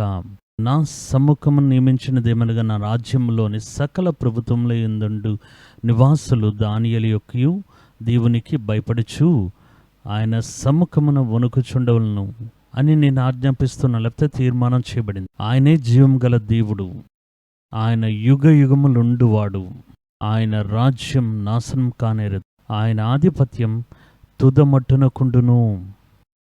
నెబుకద్నెజర్ రాజు చెప్పినట్టుగా ఈ వ్యక్తి చెప్తున్నాడు చూడండి. అప్పుడు ఈయన కూడా ఒక విశ్వాసి కాదు, శిష్యుడును కాదు, దేవుని యొక్క పరిచారకుడు కాదు, ఒక ఇశ్రాయేలుడు కూడా కాదు. కానీ ఆ వ్యక్తి చూసింది ఏంటంటే దేవుడు ఎంత గొప్పవాడని. అనేక దేశములను ఏలిన దర్యావేషు అనే ఒక రాజు. ఆయన చెప్తున్న చూడండి, ఈ దానియేలును సింహముల నోటి నుండి ఆయనే తప్పించేవాడుగాను, రక్షించేవాడును, ఆకాశమున భూమిన సూచక్రియలను అద్భుతములను చేసేవారుగా ఉన్నారని రాశాడు. చూసారా? ఇది ఒక్క దేవుని యొక్క పిల్లలు మాత్రమే కాదు. కొంతమంది అంటే ఈ విధంగా చెప్తారు, క్రైస్తవులకు అది రాశారు, ఇశ్రాయేలు రాసుంటారని. ఇక్కడ చూడండి, ఒక అన్యుడైన రాజు చరిత్ర లేఖనంలో ఇది రాసి ఉంచాడు. దానియేలు యొక్క దేవుడే దేవుడు, ఆయనే నిజమైన దేవుడు అని రాశాడు. అలాగైతే దేవుని యొక్క అద్భుతములు ఆశ్చర్యమైన అద్భుతములు ఒక రాజే తిరిగి చూసే విధంగా ఉన్నాయంటే, భయపడే విధంగా చేస్తున్నాయంటే, ఆయన మనస్సును అది ఆకర్షిస్తుందంటే, అది నిశ్చయంగా ఈ రోజు మీరు చూసే అద్భుతంగా అది ఉండదు. ఖచ్చితంగా అది మన ఊహకందని ఒక గొప్ప అద్భుతంగా ఉండే తీరాలి. ఆ అద్భుతములు చేసేవాడు మన దేవుడని వాక్యం సెలవిస్తుంది. ఆయనకి ఇవ్వబడిన పేరే ఆశ్చర్యకరుడు. అదే వాక్యం చెప్తుంది. ఆయన ఆశ్చర్యమైన కార్యాలు చేసేవాడు, అద్భుతమైన దేవుడు. ఆయన గురించి కీర్తిస్తూ చెప్పబడుతుంది. ఆయన ఆశ్చర్యములకు అద్భుతములకు ముగింపే లేదు అని దేవుని యొక్క వాక్యం అది మనకు స్పష్టంగా రాసి ఉంది. యేసు ఈ లోకంలో జీవించినప్పుడు దేవుని యొక్క అద్భుతాలను ఒక మనుషుని రూపంలో ఉంటూ లోకంలో వాటిని నెరవేర్చి చూపించారు. ఆయన మీద ఉన్న పరిశుద్ధాత్మ యొక్క అభిషేకం ఆ అద్భుతములను ఈ లోకంలో ప్రజలు కళ్ళ ద్వారా చూసే విధంగా నెరవేర్చి చూపించాయి. అపోస్తల కార్యములు 10వ అధ్యాయం 38వ వాక్యం ఈ విధంగా చెప్పబడింది. నజరేయుడైన యేసుని పరిశుద్ధాత్మతోనూ శక్తితోనూ అభిషేకించున్నదియే. దేవుడు ఆయనకు తోడైయుండెను గనుక ఆయన మేలు చేయుచు అపవాది చేత పీడింపబడిన వారందరినీ స్వస్థతపరచుచు సంచరించుండెను. అప్పుడు ప్రభువు దేవుని యొక్క అద్భుతాలని ఈ లోకంలో మనుష్య రూపంలో ఉంటూ అవి బయలుపరి చూపించారు. ప్రకృతిలో చెయ్యలేనటువంటి, చెప్పలేనటువంటి, ఎవరును నెరవేర్చలేనటువంటి అద్భుతాలను దేవుడి యొక్క భూమిలో మనుషుల వల్లే బయలుపరచబడి చేశారు. ఒకవేళ ఒక వ్యక్తిని స్వస్థపరిచారు, దురాత్మ పారదోలు, దాన్ని కూడా వదిలేయండి. గాలిని సముద్రాన్ని చూసి నెమ్మదించమని చెప్పగానే తర్వాత నిమిషమే ఆయనకు లోబడిందే. ఎంత గొప్ప అద్భుతాలు చూడండి. అప్పుడు దేవుడు అద్భుతమైన వాడు. యేసు ఆయన మాత్రమే కాదు, ఆయన తను నమ్మిన, ఆయన వెంబడించిన యొక్క శిష్యుల మూలంగాను అద్భుతములు చేశారు. ఇప్పటికీ ఆయన చేస్తూనే ఉన్నారు. అదే మీరు గమనించాలి. దేశంలో ఆయన చేసిన అద్భుతాలను చూడండి. అపోస్తల కార్యం 4వ అధ్యాయం 15వ వాక్యాన్ని మీరు చదివి చూసినట్లయితే, శిష్యుల మూలంగా యేసే చెప్పారు, నేను చేసే యొక్క అద్భుతాన్ని నన్ను విశ్వసించేవారు ఈ కార్యాలు చేస్తారు, వీటికంటే గొప్ప కార్యాలు చేస్తారు. ఆయన ప్రభువు చాలా తెరచిన మనసుతో ఈ మాటలు చెప్పిన నిజం ఏంటని అడిగితే, మీరు, నేను, లేకపోతే ఒక పేతురో, ఒక పౌలు కానీ ఎవ్వరు చేసినా అది వారు చేసింది కాదండి. వారి వెనకాతల నుండి దేవుడు చేస్తూ ఉన్నారు. దేవుని యొక్క పరిశుద్ధాత్మ అది చేస్తున్నారు. దేవుని యొక్క ఆత్మను తీసివేస్తే దేవుని యొక్క సేవకులు ఏ ఒక్కరును లేరు. ఒక పేతురు ఏముంటే పేతురు మైనస్ పరిశుద్ధాత్మ. ఇప్పుడు పేతురు ఎవరు చూడండి. మాట్లాడడం తెలియని, చదవడం తెలియని ఒక గ్రామంలో నుండి వచ్చిన ఒక వ్యక్తి. ఆయన ముడితే ఏదైనా అద్భుతం జరుగుతుందా? యేసుతో పాటు సంచరించిన ఆ దినాల్లో ఆయన మూలంగా ఏదైనా గొప్ప అద్భుతం జరిగిందని చెప్పబడిందంటే లేదు.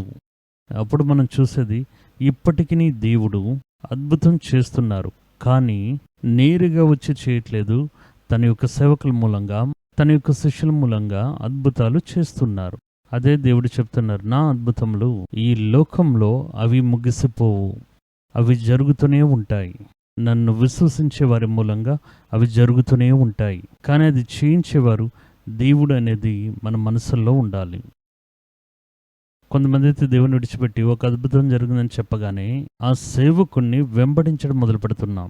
మనం అనుకుంటున్నాం ఒక మానవాతీతమైన ఒక అద్భుతం నా జీవితంలో ఈ యొక్క సేవకుని మూలంగా జరిపించబడేటప్పుడు ఆ సేవకులు ఏదో ఆకాశంలో దిగి వచ్చిన వారి వలె, అసాధారణమైన ఒక మనుషుని వలె, అన్నిటినీ చేయగల శక్తి ఉన్నవాడి వలె మనమే ఊహించుకుంటున్నాం. కానీ నిజం అది కాదు. వారు దేవుని చేతిలో వాడబడేటప్పుడు దేవుడు ఒక ఆయుధంగాను, ఒక పాత్రగాను వారిని ఉంచి దేవుడు వారిలో నుండి క్రియ చేస్తారు.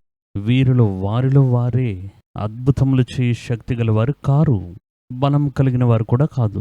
వాటిని నడిపించేవారు ప్రభువు అని వాక్యం చెప్తుంది. ఒకవైపు మీరు ఈ విధంగా చూస్తున్నారు, పౌలు మూలంగా జరిగిన అద్భుతాలు. ఆయన యొక్క శరీరంలో ఉన్న వస్త్రాన్ని కూడా చింపివేశారు. అప్పుడు కూడా దాని మూలంగా అద్భుతాలు జరిగింది. కానీ ఇంకొక విధంగా ఆ పౌలు బలహీనుడైన మనుషుడిగా ఉన్నాడని దేవుని యొక్క వాక్యం చెప్తుంది. నా శరీరంలో ఒక ముళ్ళు ఉంచబడింది. అది నన్ను నేను హెచ్చించుకోకున్నట్లు నన్ను కుట్టే సాతాను యొక్క ఒక దూతగా ఉంది. ఈ బలహీనత నా నుండి తొలగిపోవాలి అని నేను 3 సార్లు దేవుని దగ్గర విన్నపం చేసి ఉన్నా.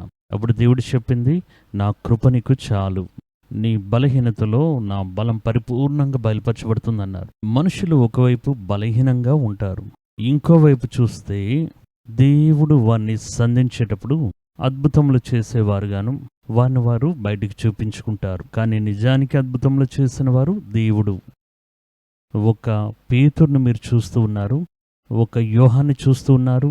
వారి ఒక్కొక్కరి మూలంగా దేవుడు అద్భుతములు చేసినను అద్భుతాలు చేసిందే దేవుడు. కాబట్టి దేవుణ్ణే మనం పూర్తిగా వెంబడించాలి తప్పించి మనుషుల్ని కాదు.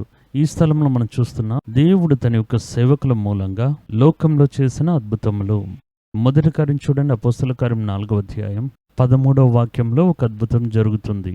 వారు పేతురు యోహానుల ధైర్యమును చూచినప్పుడు వారు చూచి వారు విద్య లేని పామరులని గ్రహించి ఆశ్చర్యపడి, వారు చూస్తున్నారు, ఆ సంఘంలో కూర్చుని ఉన్నారు, వీరిద్దరిని పట్టుకుని లాక్కొనొచ్చి నిలబెడుతున్నారు.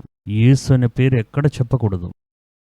కానీ వారు మాట్లాడే ఆ ధైర్యాన్ని చూసేటప్పుడు వారు ఆశ్చర్యపడ్డారు. పేతురు, వీరికైతే విద్య లేదు, వీడు యోహాన్, వీడు ఏమీ తెలియని ఒక మనుషుడు, కానీ వీరు మాట్లాడేది వేరే విధంగా ఉంది, వీరెవరో వారికి ఇంతకు ముందే తెలుసు.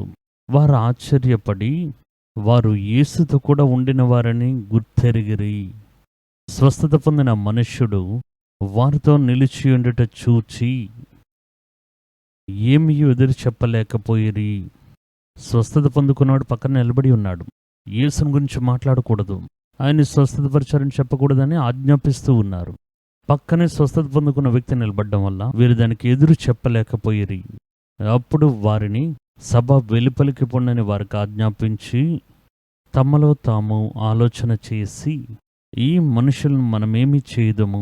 యెరూషలేములో కాపురమున్న ప్రతి ఒక్కరికి తెలియడం వల్ల బహిరంగమైన అద్భుతం వీరి మూలంగా జరిగిందే అంటున్నారు. అప్పుడు చూడండి, వీరి మూలంగా దేవుడు చేసిన అద్భుతం. అప్పుడు దేవుడు ఇంకను తను సజీవుడిగా ఉన్నాడని ఆయన నిరూపిస్తూ చూపిస్తూ వస్తున్నారు. ఇప్పటి వరకు, నిన్నటి దినం వరకు, ఈ నిమిషం వరకు దేవుని యొక్క అద్భుతములు ఆయన్ని నిజంగా ప్రేమించే బిడ్డల మూలంగా లోకంలో ఏదో భాగంలో అవి జరుగుతూనే వస్తున్నాయి.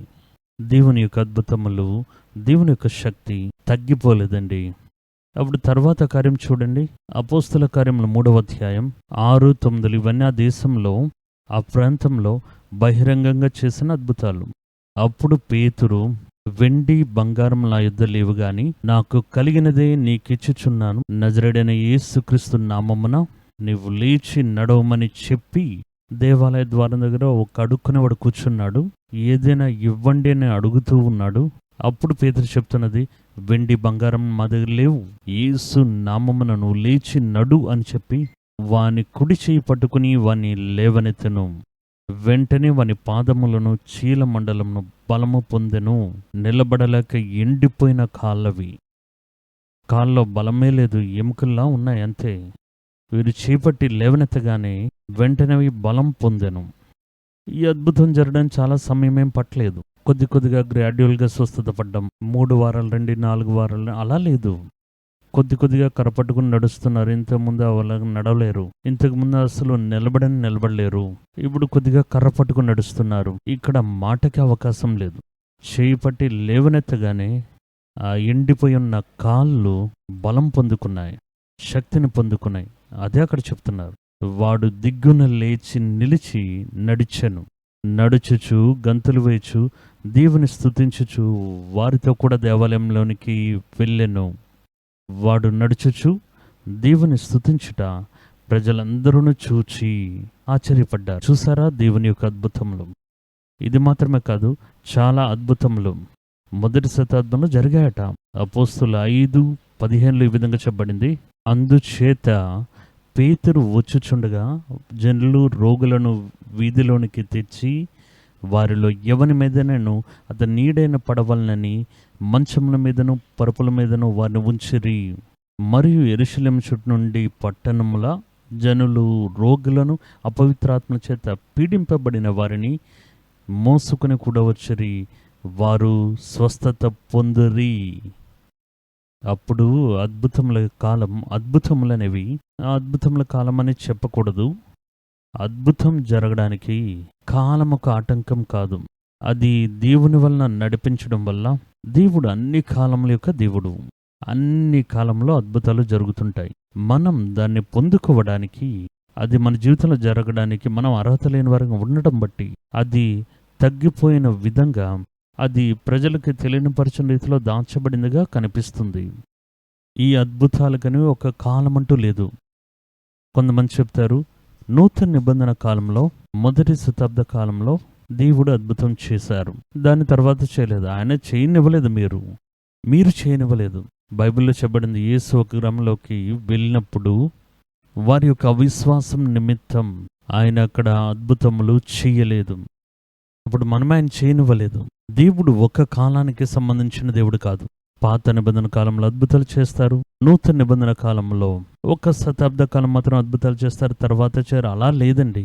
ఆయన అన్ని కాలంలో సంబంధించిన వాడు. యేసుక్రీస్తు నిన్న నేడు ఎన్నటికీ మారనివారు. చూసారా? అలాగైతే ఒక అద్భుతములు ఇప్పుడు జరగడానికి అవకాశం ఉంది. కానీ అది జరిపించేవారు అద్భుతాన్ని బయటికి తీసుకుని రావడానికి, దాన్ని దేవుడి మూలంగా ఉపయోగించబడే పాత్రలు సరిగ్గా ఉంటే ఇప్పటికీ ఆ అద్భుతములను మన యొక్క జీవితంలో, ఈ ప్రపంచమంతట్లో మనము ఎదురు చూడవచ్చు. అప్పుడు వ్యాధిగ్రస్తులందరినీ తీసుకుని వచ్చి, వ్యాధిగ్రస్తులను స్ట్రక్చర్లో పెట్టి, నడవలేని వారు వారిని మోసుకుంటూ, అలాగే నిలబడలేని వారిని మంచం మీద పెట్టి, మన కాలంలో స్ట్రెచ్చర్లు ఉన్నాయి, అందులో తీసుకుని వచ్చి అందరిని అక్కడ పడుకోబెడుతున్నారు. ఆయన ప్రార్థన చేయాలని కూడా కోరుకోలేదు. ఆయన నీడ పడితే చాలు. కానీ ఆ నీడ పడేటప్పుడు తీసుకుని వచ్చిన వారందరూ విడుదల పొందుకున్నారు. ఈ దినాల్లో నేను కొన్ని కార్యాలు చూస్తున్నాను. ఒక కూటమికి ఒక 100 మంది వస్తే 10 మందికి అద్భుతాలు జరుగుతాయి, 90 మంది అలానే తిరిగి వెళ్ళిపోతారు. కానీ బైబిల్ కొన్ని స్థలాలు యేసుని ఆయన శిష్యులను గురించి చెప్పేటప్పుడు వచ్చిన వారందరూ స్వస్థత పొందుకున్నారు. ప్రభువైన యేసుని దేవుడు తన యొక్క ఆత్మతో నింపుతున్నారు. ఆయన మేలు చేయొచ్చు అక్కడ తిరుగులాడెను. దెయ్యములు పట్టిన వారు యేసు దగ్గరకు వచ్చిన ఎవరైనా సరే స్వస్థత పొందుకోకుండా తిరిగి వెళ్ళారో చూడండి? ఖచ్చితంగా లేరు. ఇక్కడ చెప్తున్నా, తీసుకుని వచ్చి పడుకోబెట్టారు కదా, ఒక 10 మంది స్వస్థత పొందుకున్నారు, మిగతా వాళ్ళు అలా కాదు. వచ్చిన వారందరూ స్వస్థత పొందుకున్నారని వాక్యం చెప్తుంది. అప్పుడు దేవుడి యొక్క అద్భుతముల యొక్క కాలం ఇంకా ముగిసిపోలేదు. అప్పుడు బైబిల్ మనకు చెప్పే ఆ దృష్టికోణంలో చూడండి, ఇవన్నీ దేవుడు చేసే అద్భుతములు. దేశంలో అద్భుతాలు చేస్తున్నారు, సంఘంలో అద్భుతాలు చేస్తున్నారు. సంఘంలో దేవుడు వెళ్ళేటప్పుడు, దెయ్యములు పట్టిన వారు సంఘంలో ఉండేటప్పుడు చూసినప్పుడు దెయ్యాలను పారద్రోలుతున్నారు, మూగవాడుని మాట్లాడే విధంగా చేశారు. అప్పుడు సంఘంలోని అద్భుతం, దేశంలోనూ అద్భుతమే, ఇశ్రాయేలు ప్రజల మధ్యలో కూడా అద్భుతమే. దేవుడు అన్ని అద్భుతాలు చేశారు. కానీ ఈరోజు మనం చూడబోయేది ఏంటంటే, ఆ అద్భుతమైన దేవుడు మీలో వ్యక్తిగతంగా ఒక అద్భుతాన్ని చేయబోతున్నారు. దేశంలో చేస్తున్నారు, చెప్పడానికి సంతోషమే, వినడానికి కూడా సంతోషమే. బాగుంది, అద్భుతం చేశారా, ఆశ్చర్యం చెందొచ్చు, గణపరచవచ్చు. కానీ మీలో అద్భుతం జరిగేటప్పుడు ఆ అద్భుతాన్ని మీరు రుచి చూడవచ్చు. మామూలుగా చూస్తున్నాం, చాలామంది వ్యాధిగ్రస్తులను తీసుకుని వస్తున్నారు, అక్కడ పడుకోబెడుతున్నారు. పేతురు నడిచాడు, ఆ నీడ పడుతుంది, స్వస్థత పొందుకున్నారు. అక్కడ చూడండి, ఆశ్చర్యం కలుగుతుంది. కానీ అదే అద్భుతం నా మీదే జరిగితే, మీలో ఒక అద్భుతం జరిగితే అది ఎంత గొప్ప మహిమగా ఉంటుందో చూడండి. ఈరోజు మనం చూడబోయేది మనలో జరిగే అద్భుతములు, మనలో దేవుడు జరిగించే అద్భుతములు. ఈ అద్భుతాల గురించి వాక్యం చెప్తుంది. గలతీయులకు రాసిన పత్రిక 3వ అధ్యాయం 5వ వాక్యం. ఈ వాక్యాన్ని మనం ధ్యానించడం నిమిత్తం తీసుకున్నాం. అందులో ఏం చెప్తున్నారంటే, ఆయన మీకు ఆత్మను అనుగ్రహించి మీలో అద్భుతములు చేయించువాడు. చూసారా? అప్పుడు దేవుని యొక్క అద్భుతం మనలో జరగాలి అంటే దేవుడు మొదట తన యొక్క ఆత్మను మీలో ఇచ్చి ఉంటారు. దేవుని యొక్క ఆత్మ మీలో ఉన్నట్లయితే మీరు అద్భుతములు పొందుకోవడానికి అర్హత గలవారు. అంటే మనలో జరిగే అద్భుతం గురించి చెప్తున్నా. మనలో అద్భుతం జరగడానికి ఎవరు అర్హత గలవారు అంటే, వెంటనే మీరు ఆ రోజు ఆ కళ్ళు తెరిగిన గుడ్డివాడు, వాళ్ళ పరిశుద్ధాత్మ ఉందా అని అలా అడగకూడదు. నేను చెప్పే అద్భుతములు బయట జరిగే అద్భుతములు కాదు, మీలో జరిగే అద్భుతములు. ఈ అద్భుతానికి ఆ అద్భుతానికి వ్యత్యాసం ఉంది. ఇక మీదట మనం చూడబోతున్నాం. మనలోనే దేవుడు అద్భుతములు చేయడానికి మొదట ఏం చేస్తున్నారంటే, తన యొక్క పరిశుద్ధాత్మను మనకి అనుగ్రహిస్తున్నారు. మీరు పరిశుద్ధాత్మ చేత నింపబడి దేవుని యొక్క ఆత్మ మీలో ఉన్నట్లయితే, మీరు దేవుని యొక్క చేతిలో నుండి అద్భుతాలు పొందుకోవడానికి మీకు ఎటువంటి ఆటంకము లేదు. రెండవది చూడండి, మీలో అద్భుతములు చేయించువాడు విశ్వాసంతో వినుట వలన దాన్ని చేయిస్తున్నారు. అదే ఆ వాక్యం చెప్తుంది. అలాగైతే మీకు ఆయన ఆత్మను అనుగ్రహించి ఆత్మ మూలంగా అద్భుతాన్ని చేస్తున్నారు, విశ్వాసం మూలంగా మీరు దాన్ని పొందుకుంటున్నారు. ఇందులో రెండు మనకి ముఖ్యం. ఒకటి లేకుండా ఇంకోటి లేదు. ఒకటి పరిశుద్ధాత్మ మూలంగా అద్భుతం జరగాలి, పరిశుద్ధాత్మ ఉండాలి. రెండవది ఆయన చేసే అద్భుతాన్ని మీరు పొందుకోవాలి. ఎలా పొందుకుంటారు అంటే, మీ హృదయంలో ఉండే విశ్వాసం మూలంగా దాన్ని పొందుకుంటారు. పక్కనే ఉంటుంది, కానీ దాన్ని పొందుకోలేకుండా ఉంటాం. కానీ విశ్వాసం అనేది తెరవబడేటప్పుడు మనం దాన్ని పొందుకుంటాం. హాగారు తన యొక్క భర్త వలన కుటుంబంలో నుండి బయటికి పంపించి వేయబడినప్పుడు ఇష్మాయేల్ని చేతిలో పట్టుకుని, లేకపోతే ఇష్మాయేల్ని పిలుచుకుని ఆ ఎడారిలో వెళ్తూ ఉంది. ఆ బిడ్డకి తాగడానికి నీళ్ళు లేవు, ఏడుస్తున్నాడు. వెంటనే ఈ బిడ్డ చనిపోవడం నేను ఎలా చూస్తాను అని చెప్పి కొంత దూరంగా వెళ్ళి ఆ బిడ్డని అక్కడ విడిచిపెట్టి కొంత దూరం వెళ్ళి ఆమె అక్కడ కూర్చుని ఏడుస్తున్నారు. ఎందుకంటే చుట్టూ ఎండిపోయిన ఈ ఎడారి. అప్పుడు దేవుడి యొక్క వాక్యం చెప్తుంది, ఆ బిడ్డ యొక్క ఏడుపుని దేవుడు విన్నారు. ఇష్మాయేలు ఒక వాగ్దానం పొందుకున్నవాడు. వాడికని చెప్పి కొన్ని ముఖ్యమైన కార్యాలు, వాడి సంతతికని దేవుడు కలిగి ఉన్న కొన్ని ప్రణాళికలు ఉన్నాయి. అప్పుడు ఆ బిడ్డ యొక్క ఏడుపుని దేవుడు వింటున్నారు. తర్వాత ఏం చేశారో తెలుసా? ఒక నీటి ఊటిని వారికి దేవుడు తెరవలేదు. దేవుడు హాగారు యొక్క కన్నులను తెరిచారు. పక్కనే ఒక నీటి ఊట ఉంది, ఆమె దాన్ని కనుక్కుంది. ఇప్పటివరకు ఇంత సమయం వచ్చింది, పక్కనే ఒక నీటి ఊట ఉందా తెలియలేదు, ఒక బావి ఉన్న విషయం తెలియలేదు, నీళ్లున్నది తెలియలేదు. ఎప్పుడు ఆ కన్నులు తెరవబడ్డాయో అప్పుడే ఆ పక్కనే ఉన్న మేలుని ఆమె చూసింది. అదేవిధంగా ఈరోజు మన యొక్క విశ్వాసపు కన్నులు మూయబడి ఉన్నందున మనలోనే పక్కనే ఉన్న ఆ జీవ నీటి ఊట మీ యొక్క దాహాన్ని తీర్చడానికి, మీకు అద్భుతములు తీసుకుని రావడానికి, బలము కలిగిన పరిశుద్ధాత్మ ఉండడాన్ని మనం అర్థం చేసుకోలేకపోతున్నాం. ఆయన్ని మనం కలిగి ఉంటూనే మనం ఎక్కడో చూసి అరుస్తూ ఉంటాం, అయ్యో నా జీవితం ఇలా అయిపోతుంది అని. మీ సమస్యలకు పరిష్కారం ఎక్కడో లేదండి, అది మీలోనే ఉంది, మీ పక్కనే అది ఉంది. అప్పుడు మనం దీన్ని పొందుకోవాలంటే మీలోని అద్భుతములు చెయ్యడానికే పరిశుద్ధాత్మను దేవుడు మీకు అనుగ్రహించి ఉన్నారు. వాడికి ఎప్పుడెప్పుడు అద్భుతం కావాలో, వాడి యొక్క జీవితంలో ఎప్పుడు ఈ సమస్యలను తీర్చాలో మీరు అక్కడ లోపలుండి వాడి అవసరతలు సంధించని చెప్పి, పరలోకంలో తండ్రి పక్కనే ఉన్నవారు, తండ్రి యొక్క త్రిత్వంలో ఒకరైన పరిశుద్ధాత్మ మీలో వాసం చేస్తూ ఉన్నారు. అలా వాసం చేసే దేవుడు అద్భుతములు చేయడానికి కోరుకునేటప్పుడు అద్భుతాన్ని చేసినా అది పొందుకోవడం అనే ఒక విషయం ఉంది. కొన్ని సందర్భాల్లో మనం ఇక్కడ నుండి ఏదైనా ఒక వస్తువుని కొరియర్లో పంపిస్తాం, ఎవరికైనా పంపిస్తాం, కానీ అది వారు పొందుకోలేకుండా పోతారు. ఆ సమయంలో వారు అక్కడ ఉండరు, లేకపోతే గమనించకుండా ఉండొచ్చు, అది మిస్ చేసుకుంటారు, అది పొందుకోలేకుండా పోతుంది. ఇప్పుడు ఇందులో దేవుడి యొక్క అద్భుతాలని అంతరంగిక పురుషుల్లో మీరు పొందుకోవాలంటే ఆ అద్భుతములు చేసే దేవుడు ఎక్కడో ఆకాశంలో లేరు, మీలోనే అనుగ్రహించబడి ఉన్నారు. మీ దాహాన్ని తీర్చే నీటి ఊట నీ పక్కనే ఉంది. దేవుడు హాగారు నిమిత్తం నీటి ఊటని తెరవలేదు, హాగారు యొక్క కన్నులను తెరిచారు. అప్పుడు దేవుడు మీ కన్నులు తెరిచేటప్పుడు, మీ విశ్వాస కన్నులు తెరిచేటప్పుడు అద్భుతములు మీలో నడిపించేవాడు మీలోనే ఉండడం మీకు తెలుస్తుంది. నిన్న రాత్రి ఆయన మీతోనే పడుకున్నారు, ఇప్పుడు ఆయన మీ పక్కనే కూర్చుని ఉన్నారు, మీ హృదయంలోనే ఆయన వాసం చేస్తూ ఉన్నారు. ఆయన అద్భుతములు చేసే దేవుడు.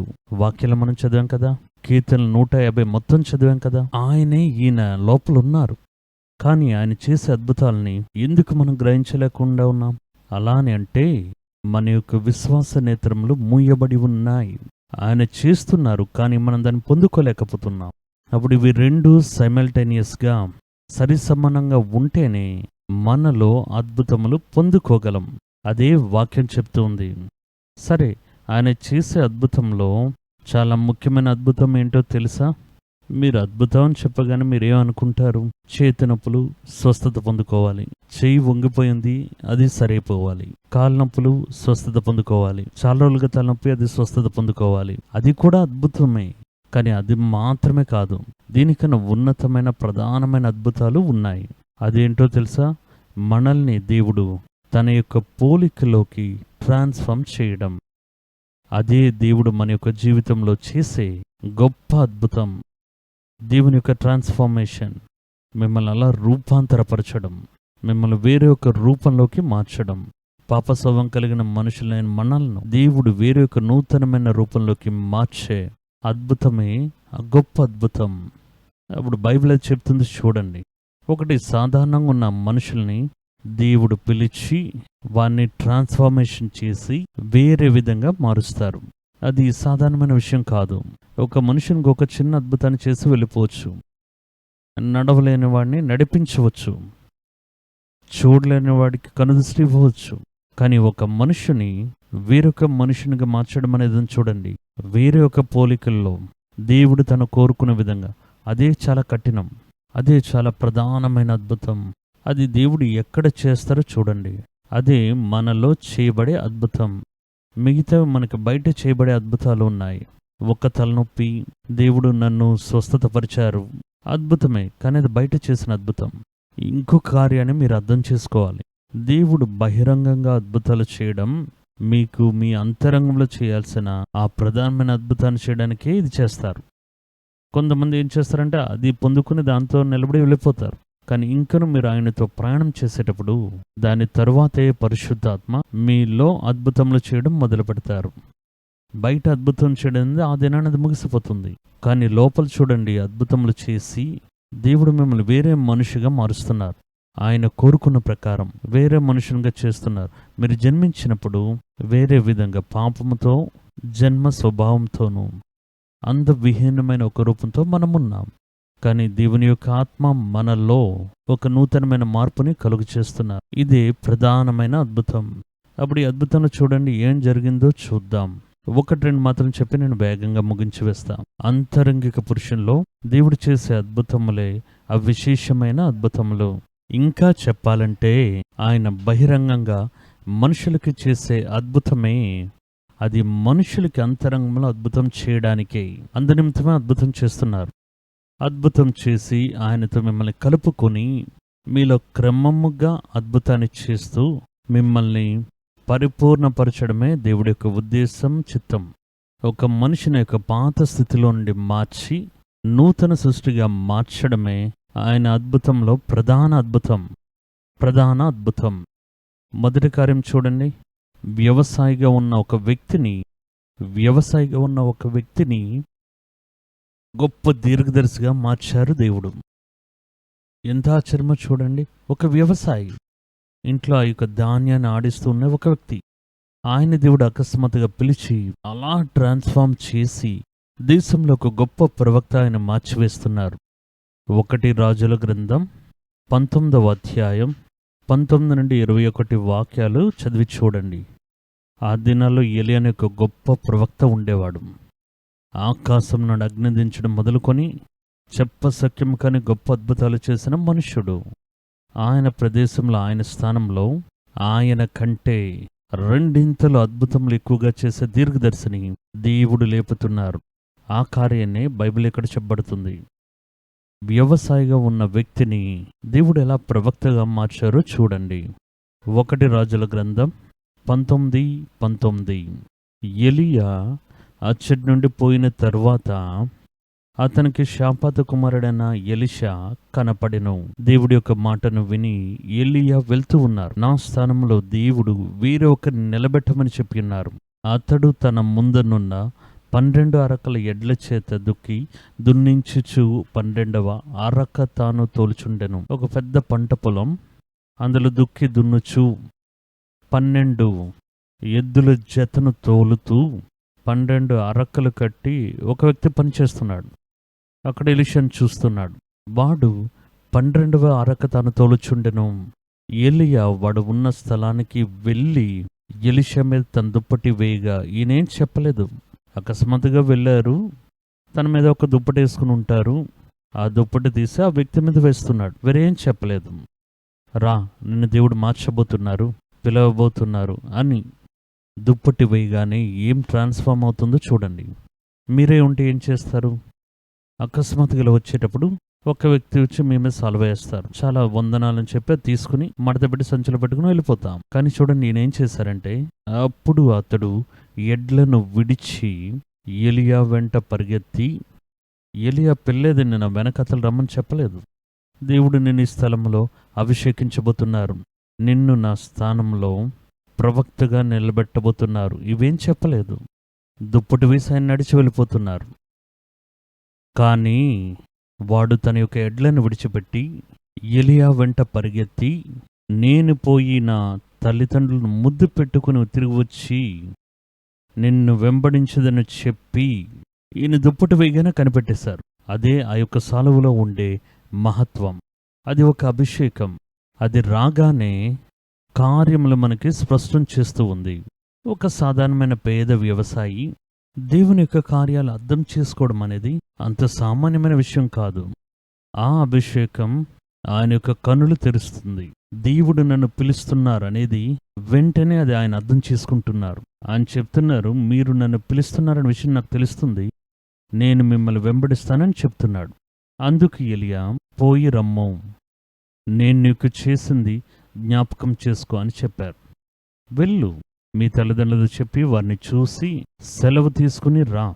నేను నీకు చేశాను కదా, ఈ సాలువను వేశాను కదా, అది మాత్రం మనసులో పెట్టుకో. అక్కడికి వెళ్ళి వారేడ్చారు వీరేడ్చారు అని కూర్చోక అనేదే దాని అర్థం. వెంటనే ఆయన అక్కడి నుండి బయలుదేరి వెళ్ళి ఎలియాతో పాటు తన యొక్క స్వంత గ్రామానికి వెళ్ళి ఆయన అక్కడ కొన్ని కార్యాలు చేసి మళ్ళీ తిరిగి వచ్చాడు. ఎలియా ఎలీషా దగ్గర పిలుపు గురించి చెప్పకపోయినా వారు దాన్ని తెలుసుకున్నారు. అదే మనలో జరిగే ఒక అద్భుతం. ఇప్పుడు చెప్పలేదు చూడండి, ఒక దుప్పటి వేయగానే అర్థం చేసుకుంటున్నారు. అప్పుడు దేవుని ఆత్మ యొక్క చిత్తాన్ని వెంటనే అర్థం చేసుకుని దేవుడు మనం ట్రాన్స్ఫార్మ్ చేయగా దానికి అవకాశం ఇస్తే దేవుడి యొక్క చిత్తం ఏంటి అనేది మీరు స్పష్టంగా తెలుసుకుంటారు. 1 కొరింథీయులకు రాసిన పత్రిక 2వ అధ్యాయం 11వ వాక్యం విధంగా చెప్పబడింది. 10 నుండి చదివి చూద్దాం. మనకైతే దేవుడు వాటిని తన ఆత్మ వలన బయలుపరుచున్నాడు. ఆ ఆత్మ అన్నిటినీ దేవుని యొక్క మర్మములను కూడా పరిశోధించుచున్నాడు. ఒక మనుషుని సంగతులు అతనిలో ఉన్న మనుష్యాత్మకే గాని మనుషులు మరి ఎవరికి తెలియను. అదేవిధంగా దేవుని సంగతులు దేవుని ఆత్మకే గాని మరి ఎవరికి తెలియవు. మనము లౌకికాత్మను పొందుకొనక దేవుని వలన మనకు దయచేయబడిన వాటిని కార్యములు తెలుసుకొనుటకై దేవుని యొద్ద నుండి వచ్చే ఆత్మను పొంది ఉన్నాము. అప్పుడు ఈ పరిశుద్ధాత్మ రాగానే తెలియచేయబడని తెలియని కార్యాలను బయలుపరుస్తూ ఉన్నారు. చూడండి, 1 నిమిషమే ట్రాన్స్ఫార్మ్ అవుతున్నారు. సంపూర్ణ పరిచర్యకు సిద్ధపడుతున్నారు. ఎవరు ఆల్టర్ కాల్లో పిలవలేదు. ఈయన సంపూర్ణ పరిచర్యకు వస్తే ఎంత లాభ నష్టం వస్తుందని అడగలేదు. ఎవరు ఆయన్ని పుష్ చేయలేదు. గర్భంలోనే పిండంగా ఉండేటప్పుడు కుమారుడు పరిచర్యకు సమర్పించుకున్న అమ్మగారు చెప్పలేదు. ఇదేమీ జరగలేదు. చూడండి, దేవుడు పిలిచారు, పని చేస్తూ ఉన్నాడు. ఆ నిమిషం వరకు వారికి తెలియదు దేవుడు నన్ను పిలుస్తున్నారు, నన్ను మార్చబోతున్నారనేది. ఆ ఒక్క ఎనాయింటింగ్ అభిషేకం దిగిరాగానే ఆయన తన సంపూర్ణ పరిచర్యకు ఆయుత్తపరుచుకున్నారు. ఎలీషా వెంబడించడం అనేది అది ఆశ్చర్యాన్ని ఇస్తుంది మనకి. శిష్యులు యేసు యొక్క మాటలు విని ఇదే విధంగానే వారు వెంబడించారే. యేసు చెప్పారు, నన్ను వెంబడించండి, మీరు నన్ను వెంబడించండి, నేను మిమ్మల్ని మనుషులు పట్టేవారుగా మారుస్తాను. వారు ఎవరైనా ప్రశ్నించారండి, ఈయనెవరు? ఎందుకంటే యేసు ఇంకా ప్రత్యక్షంగా తన పరిచయం ఆరంభించలేదు. సముద్రపు ఒడ్డున చేపలు పడుతూ ఉన్నారు. అప్పుడు యేసు గురించి అక్కడక్కడ కొన్ని మాటలు విన్నను. మన కాలంలో మాదిరిగానే ఆ సమాచారం వేగంగా వ్యాపించడానికి అవకాశం లేని కాలం అది. గలిలయ సముద్రపు ఒడ్డుకు వస్తున్నారు, చేపలు పట్టేవారిని చూస్తూ ఉన్నారు. వారు చేపలు పట్టుకుని అప్పుడే వచ్చి కూర్చున్నారు. ఇంకా ప్రాసెస్ ఉంది. వల నుండి వేరు చేయాలి, మంచి చేపల్ని సెపరేట్గా పెట్టాలి, అమ్మడానికి వాటిని ఒక్కొక్కటి వాటి వాటి యొక్క రకములో చేర్చాలి. ఇప్పుడు ఇంకా ఫ్రెష్గా వచ్చారు. ఆ వలలు తీస్తూ ఉండేటప్పుడు యేసు ఆ మార్గమధ్యంలో వచ్చి, నన్ను వెంబడించండి, నేను మిమ్మల్ని మనుషులను పట్టేవారుగా చేస్తాను. కానీ యువకులు ఆలోచించలేదు. చూడండి, మనుషులను పట్టుకుని నేనేం చేయబోతున్నా? మనుషులను పట్టుకుని నేనేం చేయబోతాను? వారిని పట్టుకుని మార్కెట్లో అమ్మగలమే ఏంటి? ఏంటో తెలియదు. వారు దేన్ని గమనించలేదు. పిలుస్తున్నారు, వెళ్ళాలి అంతే. వారు యేసుని వెంబడించడం మొదలు పెడుతున్నారు. వలలు కూడా విడిచిపెట్టి, పట్టుకున్న చేపలకి ఎంత పని ఉంటుంది వాటిని కూడా మర్చిపోయారు.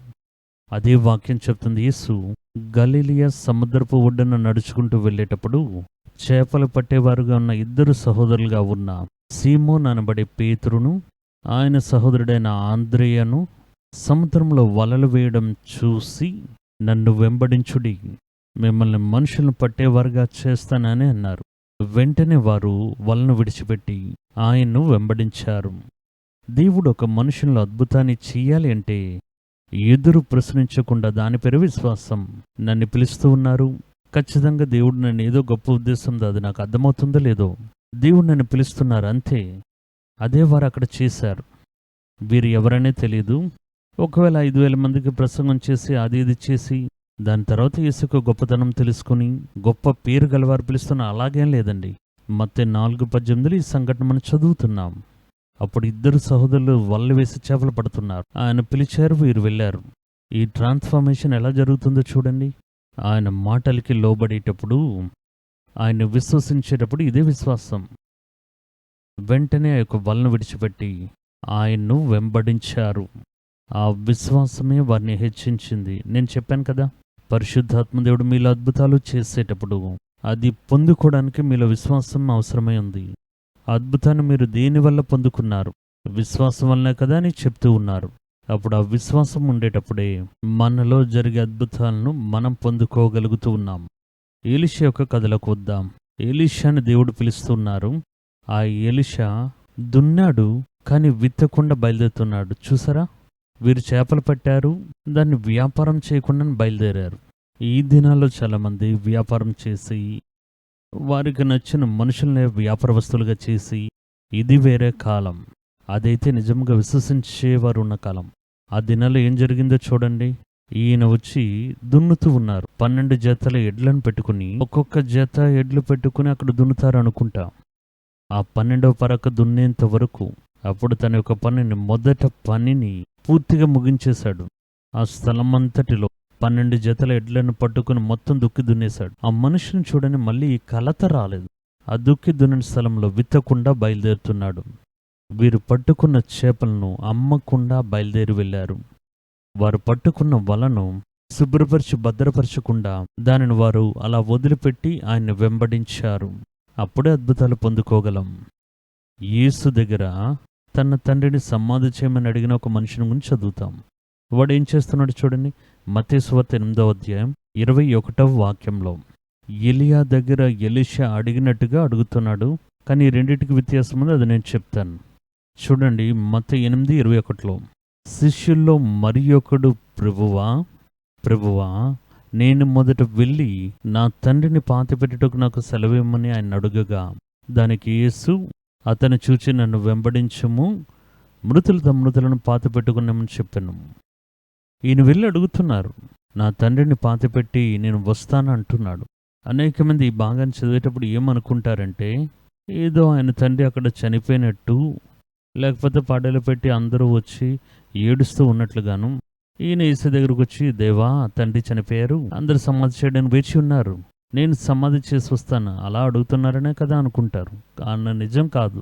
ఆయనకు ఒక వయసైన ఒక తండ్రి ఉన్నారు. ఈయన ఏం అడుగుతున్నారంటే, నేను వెళ్ళి నా యొక్క తండ్రితో ఉండి, ఆయన మరణం వరకు నేను తోడుగా ఉండి, ఆయన సమాధి చేసేంత వరకు నేను ఉండి, ఆయన కార్యములన్నీ ముగించి వచ్చిన తర్వాత నేను మీ దగ్గరకు వచ్చి నేను మిమ్మల్ని వెంబడిస్తానని అన్నాడు.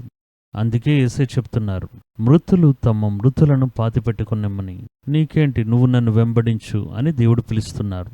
ఇప్పుడు వీడి యొక్క ప్రశ్నకు ఎలీషా యొక్క క్రియకు వ్యత్యాసం ఉంది. ఎలీషా ఎలియా దగ్గర అడిగేటప్పుడు ఏమడిగారంటే, నా తల్లి తండ్రి దగ్గరకు వెళ్ళి చూసి ముద్దు పెట్టుకుని నేను తిరిగి రావాలని అంటున్నాడు. కానీ మీరు దాని తర్వాత చదివి చూస్తే ఆయన వెళ్ళి తన తల్లిదండ్రుల దగ్గర ఎటువంటి జవాబు అడగలే. ఆయన వేరే ఒక కార్యాన్ని చేసి అక్కడి నుండి వచ్చేస్తున్నారు.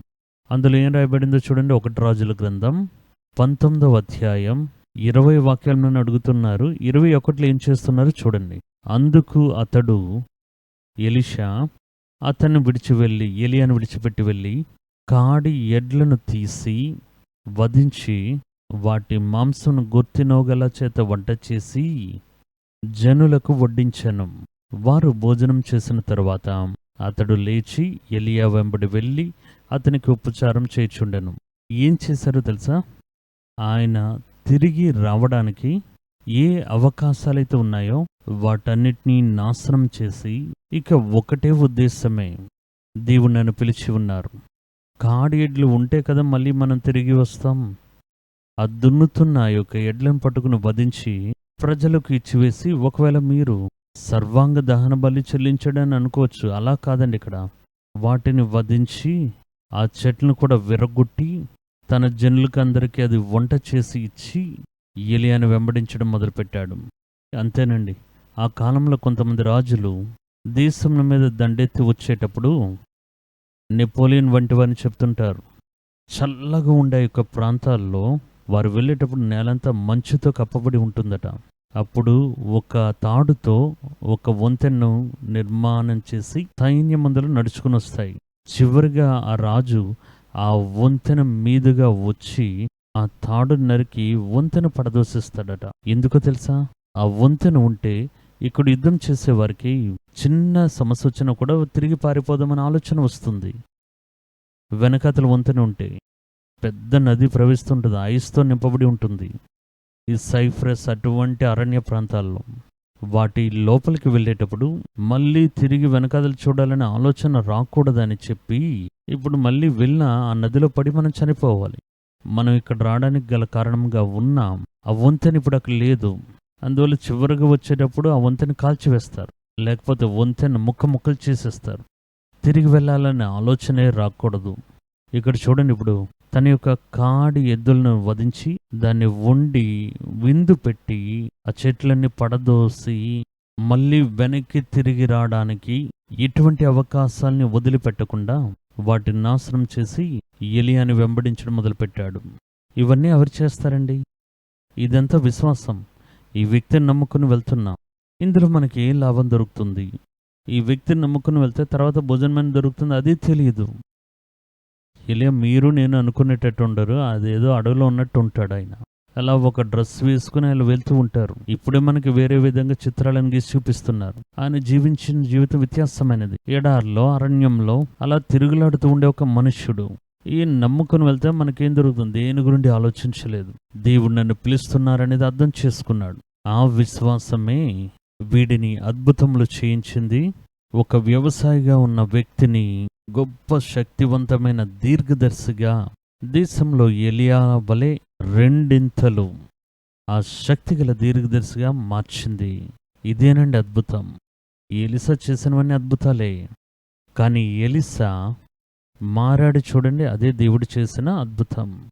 మీలో జరిగిన అద్భుతం, నాలో జరిగిన అద్భుతం, మనలో దేవుడు చేసే అద్భుతం. అదే వాక్యం చెప్తుంది. రెండవది ఒక వ్యక్తి గురించి చూస్తున్నాం. అపోస్తుల కార్యములు 9వ అధ్యాయంలో సౌలు, ఆయన గవర్నమెంట్లో మంచి పలుకుబడి గలవాడు, బాగా చదువుకున్న జ్ఞానవంతుడు. ఆయనకి కోపం. నూతన మతస్థులు వచ్చి ఇప్పటి వరకు మనం వెంబడించిన యొక్క ధర్మశాస్త్రం అంతా తప్పని చెప్పి ఎవరు యేసుని ఒక వ్యక్తిని చూపిస్తున్నారే, మత వైరాగ్యంతో నింపబడి ప్రభుత్వంలో అనుమతి పొందుకుని, యాజకుల దగ్గర అనుమతి పొందుకుని, ఈ క్రైస్తవులు ఎక్కడ ఉన్న ఆ స్థలంలో వారిని నాశనం చేసి ఏమీ లేకుండా చేస్తానని చెప్పి బయలుదేరి వచ్చిన వ్యక్తి. ఆయన ఆ పాత నిబంధన కాలంలో ఉండే యొక్క చదువులో గమ్మాలియేలు అనే విశేషమైన ఒక యాజకుడి దగ్గర నేర్చుకున్న వ్యక్తి. గమ్మాలియేలు దగ్గర చదివానని చెప్తేనే ఒక గొప్ప పేరు అది. ఆయన దగ్గర చదివాడు. అప్పుడు ఈ జ్ఞానాన్ని పొందుకోవడానికి, ఈ యొక్క చదువు యొక్క జ్ఞానం సంపాదించడానికి, భక్తి వైరాగ్యాన్ని పొందుకోవడానికి పుట్టిన కాలం మొదలుకొని ఇంత భక్తి వైరాగ్యంలో ఎదగడానికి ఎంత కాలమై ఉంటుందో ఆలోచించండి. గమ్మాలియల్ దగ్గర చదవాలి, ధర్మశాస్త్రంలో ఉన్నవి తెలుసుకోవాలి. అన్ని దినాలుగా శిక్షణ పొందుకున్న ఒక వ్యక్తి ఒక చిన్న సంఘటనలో రూపాంతరం చెందుతున్నాడు, ట్రాన్స్ఫార్మ్ అవుతున్నారు. దానికి పేరే అద్భుతం. చూడండి, సౌలు అనేవాడు ఇంకను, అపోస్తల కార్యములు 9వ అధ్యాయం 1వ వాక్యం, సౌలు అనేవాడు ఇంకను ప్రభు యొక్క శిష్యులను బెదిరించుటను, హత్య చేయుటకును తనకు ప్రాణాధారమైన ఉట్టిది వెళ్ళట్లేదు, ఏదో తన ప్రాణాధారంలా వెళ్తున్నాడు. ప్రధాన యాజకుని ఎదుకు వెళ్ళి, ఈ మార్గమందున్న పురుషులనైనను స్త్రీలనైనను కనుగొని ఎడలా వారిని బంధించి యెరూషలేముకు తీసుకుని వచ్చుటకు దమస్కులోని సమాజంలో వారికి పత్రికలిమ్మని అడిగాను. కోపం ఓర్చుకోలేకపోతున్నాడు. జల్లికట్లు ఎద్దులా నిలబెడతారు గల అలా ప్రాణం పోయేటట్టు ఉంటాడు. వెళ్ళి వాళ్ళ దగ్గర చెప్తే, నేను ఏ స్థలంకి వెళ్ళి ఎక్కడ చర్చ్లో అది నడిపించబడడం చూస్తే అందులోని స్త్రీలను పురుషులను చంపివేయాలి. దాన్ని బట్టి నాకు గవర్నమెంట్లో నా మీద కేసు రాకూడదు, నాకు లెటర్ రాసి ఇవ్వండి, అనుమతి ఇవ్వండి అని అడుగుతున్నారు. వీరు చూడండి, అనుమతి లెటర్ ఇస్తున్నారు. అతడు ప్రయాణం చేయొచ్చు. అప్పుడు అది అలా వెళ్ళుంటాడు. లెటర్ తీసుకోవడానికి వెళ్ళినప్పుడు ఏదో ప్రాణం పోయేటట్టు, లెటర్ తీసుకుని వచ్చేటప్పుడు ఎలా వచ్చింటాడు చూడండి, కోపం, కళ్ళలు ఎరుపెక్కాయి, అలా వేగంగా వచ్చి ఎక్కడైనా ఉన్నాడని చెప్పి వెతికి చూసి ప్రయాణం చేయొచ్చు దమస్కు దగ్గరకు వచ్చినప్పుడు, దమస్కు పట్టణానికి వచ్చేటప్పుడు అకస్మాత్తుగా ఆకాశం నుండి ఒక వెలుగు అతని చుట్టూ ప్రకాశించను. అప్పుడు అతడు నేల మీద పడి, అప్పుడు సౌలా సౌలా నీవెలా నన్ను హింసించుచున్నావని తనతో ఒక స్వరం పలుకుట వినెను. ఒక స్వరం వినిపిస్తుంది, సౌలా సౌలా నీవెలా నన్ను హింసించున్నావని అడుగుతున్నారు. దానికి వాడు, స్వరమే కదా వినిపించింది, ఎవరని తెలియదు కదా, కానీ చూడండి, ప్రభువా నీవెవడని అడుగుగా, ప్రభువా నువ్వెవరు? అందుకు యేసు, నీవు హింసించున్న యేసు నేనే, ముళ్ళులో విత్తడం నీ కఠినమా అని అడుగుతున్నారు. వాడు వణికి భయపడి, ఒక నిమిషంలో ట్రాన్స్ఫర్మేషన్ జరుగుతుంది. ప్రభువా నేను ఏం చేయాలని చిత్తం కలిగి ఉన్నావు అన్నారు. అందుకు నీవు లేచి పట్టణంలోకి వెళ్ళము, నీవు చేయాల్సింది అక్కడ నీకు తెలియచేయబడుతుంది. ఒకే ఒక సంఘటన, కింద పడుతున్నాడు, చుట్టూ ఆ లైట్ ప్రకాశిస్తుంది మెరుపోలే. పడగానే ఒక స్వరం వినిపిస్తుంది. అర్థం చేసుకున్నాడు, దేవుడు నన్ను పిలుస్తున్నారని. ఇదే వ్యక్తి సంఘాన్ని బాధపడడానికి వెళ్ళాడు. ఆయన గురించి తర్వాత ఆయన ట్రాన్స్ఫార్మ్ అయిన తర్వాత ఏం చేశారు చూడండి. గలతీయులకు రాసిన పత్రిక 1వ అధ్యాయం 13-14 ఈ విధంగా చెప్పబడింది. పూర్వమందు యూదా మతస్థునే ఉన్నప్పుడు నా నడవడి గురించి మీరు వినే ఉండి ఉంటారు. దేవుని యొక్క సంగమన అపరిమితంగా హింసించి నాశనం చేచు నా పితరుల పారంపర్యాచారమందు విశేష శక్తి గలవాడినై నా స్వజాతీయుల్లో నా సమాన వయస్కులైన అనేకుల కంటే యూదుల మతములో ఆధిక్యత నొంది తిని. ఈ ప్రాసెసింగ్కి ఎన్ని సంవత్సరాలు అయి ఉంటుందో ఆలోచించండి. అదే పౌలు గురించి వాక్యం చెప్తుంది. అపోస్తల కార్యములు 15:41. సంఘమును బాధపెట్టడానికి బయలుదేరిన పౌలు ట్రాన్స్ఫార్మ్ అయిన తర్వాత ఏం చేశారో చూడండి. పౌలు శీలను ఏర్పరచుకొని సహోదరుల చేత ప్రభు కృపకు అప్పగింపబడిన వాడై బయలుదేరి సంఘములను స్థిరపరచుచు సిరియా కిలికియా దేశముల ద్వారా సంచారం చేయుచుండెను. సంఘమును పడగొట్టడానికి వెళ్ళిన వ్యక్తి సంఘములను స్థిరపరుస్తున్నారు. సంఘంలో ఉన్న వారిని హింసించడానికి వెళ్ళిన వ్యక్తి ఇప్పుడు సంఘంలో పునాదిగా మార్చబడ్డాడు. ఎంత గొప్ప అద్భుతం! ఈ అద్భుతం మనకు బయటికి చూస్తే తెలియదు. చేతి లేని వాడికి చేయి వస్తే అద్భుతం, స్వస్థత లేని వాడికి స్వస్థత వస్తే అద్భుతం లేదు. ఇవన్నీ అద్భుతములు మనలో జరగాల్సిన ఒక గొప్ప అద్భుతం నిమిత్తం పునాదులుగా ఉన్నాయి. దేవుని వైపు మళ్లించడానికి ఇప్పుడు చూడండి, ఆయన పైనుండి కిందకి పడి ఆయన కనుదృష్టి పోయి తిరిగి కనుదృష్టి పొందుకొని, ఇవి బయటికి కనిపించే అద్భుతములు. కానీ దానికంటే ఆయనలో ఇంకో అద్భుతం జరిగింది. సంఘమును హింసించడానికి వెళ్ళిన వాడు సంఘమును స్థిరపరుస్తున్నాడు. ఇది ఎంత పెద్ద అద్భుతమో చూడండి. ఇదే మనలో జరిగే అద్భుతం. సాధు సుందర్ సింగ్ అనే దైవజనుడు 1980 సంవత్సరాల్లో జీవించిన ఒక దైవజనుడు. ఆయన పంజాబ్ రాష్ట్రానికి చెందినవారు, సిక్కు జాతికి చెందినవారు. చాలా భక్తి వైరాగ్యంతో ఉండేవారు. మిషనరీలు స్కూల్లో వెళ్ళి బైబిల్ ఇచ్చి ఉన్నారు. ఆయన తన దగ్గర ఉన్న బైబిల్ని, తన తోటి స్నేహితుల దగ్గర ఉన్న బైబిల్ అన్ని లాక్కుని అన్నిటినీ చింపి విసిరివేసి ఆ మిషనరీల యొక్క కనులు ఎదుటనే కాల్చివేశారు. అదే మనుషుడు దేవుని వలన సంధించబడిన తర్వాత ఆయన ఒట్టి కాళ్ళతో నడుస్తూ, ఎందుకంటే ఈ కాళ్ళతో బైబిల్ని తొక్కాను, చెప్పులు కూడా వేసుకొని అని చెప్పి హిమాలయ పర్వత ప్రాంతాల్లో, టిబెట్, నేపాల్ వంటి ప్రాంతాల్లో కాలినడకన తిరుగుతూ సువార్త ప్రకటించిన దైవజనుడు. ఈ ట్రాన్స్ఫర్మేషన్ ఉంది చూడండి, ఇదే గొప్ప అద్భుతం. తలనొప్పి స్వస్థత పొందుకోవడం కాదు, జ్వరం నుండి విడుదల కాదండి. ఆ అద్భుతములన్నీ మిమ్మల్ని ఈ యొక్క అద్భుతం వైపు నడిపించడానికే చేయబడుతున్నాయి. కానీ ప్రధానమైన అద్భుతం ఏంటో తెలుసా? ఒక మనుషుడు మారాలి. ఆయన ఎలా మారుస్తున్నారో చూడండి. దేవుడు మీలో చేసే అద్భుతములు, ఒకటి, అంధకారంలో నుండి వెలుగులోనికి మారుస్తున్నారు. ఎఫెసీయులకు 5వ అధ్యాయం 8వ వాక్యంలో చెప్పబడింది. ఆయన మనలో చేసే అద్భుతాల పట్టిక వేస్తాను. మీరే అనుకుంటారు ఈరోజు మనం ఆరోగ్యం పొందుకోవాలి, స్వస్థత పొందుకోవాలి. ఇది కాదు, దీనికన్నా ఒక ఉన్నతమైన అద్భుతం అనేది ఉంది. అది అంతరంగిక పురుషుల్లో జరిగే అద్భుతం. ఆ అద్భుతాన్ని కొన్ని కార్యాలు చెప్తాను, మీరు చూడండి. అంధకారంలో నుండి వెలుగులోనికి తీసుకుని వచ్చే అద్భుతం. మన జీవితం ఒకానొక కాలంలో చీకటిమయమై అంధకారంతో నిండి ఉంది. దేవుడు దాన్ని వెలుగులోకి తీసుకుని వస్తున్నారు. ఎఫెసీయులు 5వ అధ్యాయం 8వ వాక్యం, మీరు పూర్వమందు చీకటే ఉండిరి, ఇప్పుడైతే ప్రభువునందు వెలుగై ఉన్నారు. చూసారా అంద ట్రాన్స్ఫర్మేషన్? వెలుగు సంబంధాల వల్ల నడుచుకొనడి. ఒక కాలంలో మీరు చీకటిలో ఉన్నారు, కళ్ళని కృషించిపోయిన స్థితి, ఎవరు నిజమైన దేవుడని తెలియని ఒక పరిస్థితిలో ఉన్నారు. మీలో దేవుడు ఒక అద్భుతాన్ని చేశారు. ఇప్పుడు మీరు వెలుగు యొక్క పిల్లలుగా ట్రాన్స్ఫార్మ్ అవుతూ ఉన్నారు. ఎంత గొప్ప అద్భుతం! నా జీవితంలో కూడా అలానే ఉండేవాడిని. తాగి తందనలాడి దేవుడు ఎవరైనా ప్రశ్నించి స్నేహితులతో కలిసి అనేక సందర్భాల్లో మత్తు పదార్థాలకు బానిసై ఉండేవాడిని. కానీ ఈరోజు నేను మీతో మాట్లాడుతూ ఉన్నానే, ఇదే దేవుడు నా జీవితంలో చేసిన గొప్ప అద్భుతం. చిన్న చిన్నవి ఏదో చేసి ఉండొచ్చు, నాకు శరీరం స్వస్థతపరచడం, నేను ఏ ఒక్క దినం అది అడగలేదు. నాకు లోపల జరగాల్సిన అద్భుతం నాకు లోన జరుగుతూ ఉండడం నేను చూస్తున్నా.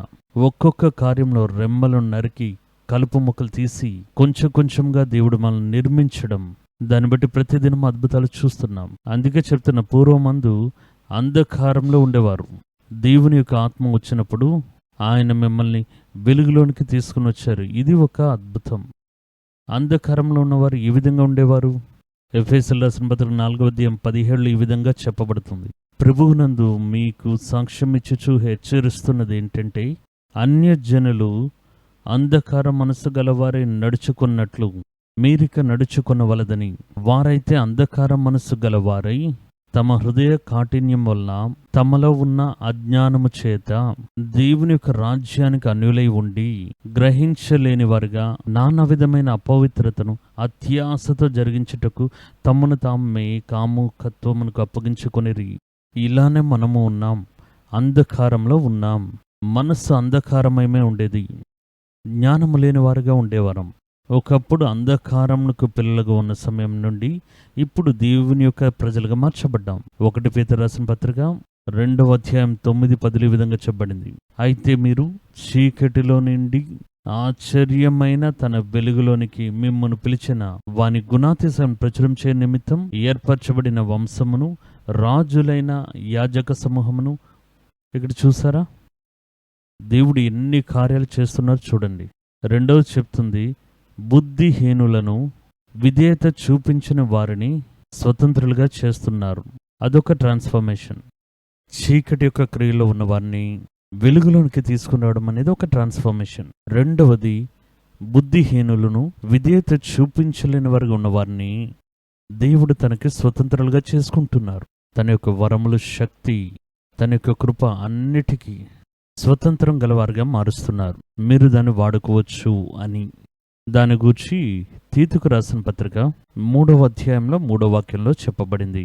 ఎందుకనగా మనము కూడా మునుపు అవివేకులమును, అవిధేయులమును, మోసం పోయిన వారమును, నానా విధములైన దురాశలకును భోగములకును దాసులమై ఉండి దుష్టత్వమునందును అసూయందును కాలము గడుపుచు అసహ్యులమై ఒకరినొకడు ద్వేషించుచు ఉంటేమి గాని, అప్పుడు మన రక్షకుడైన దేవుని యొక్క దయయు మానవుల ఎడల ఆయనకున్న ప్రేమయు ప్రత్యక్షమైనప్పుడు మన మీద దేవుని యొక్క కృపయు దయ మనుషుల మీద, మన మీద ఆయన కలిగి ఉన్న ప్రేమ మన మీద ప్రత్యక్షమైనప్పుడు, మనం చేసిన నీతి యొక్క క్రియల నిమిత్తం ఆయన మనల్ని రక్షించకుండా తన కనికరం చొప్పునని పునర్జన్మ సంబంధమైన స్నానం ద్వారా రక్షించారు.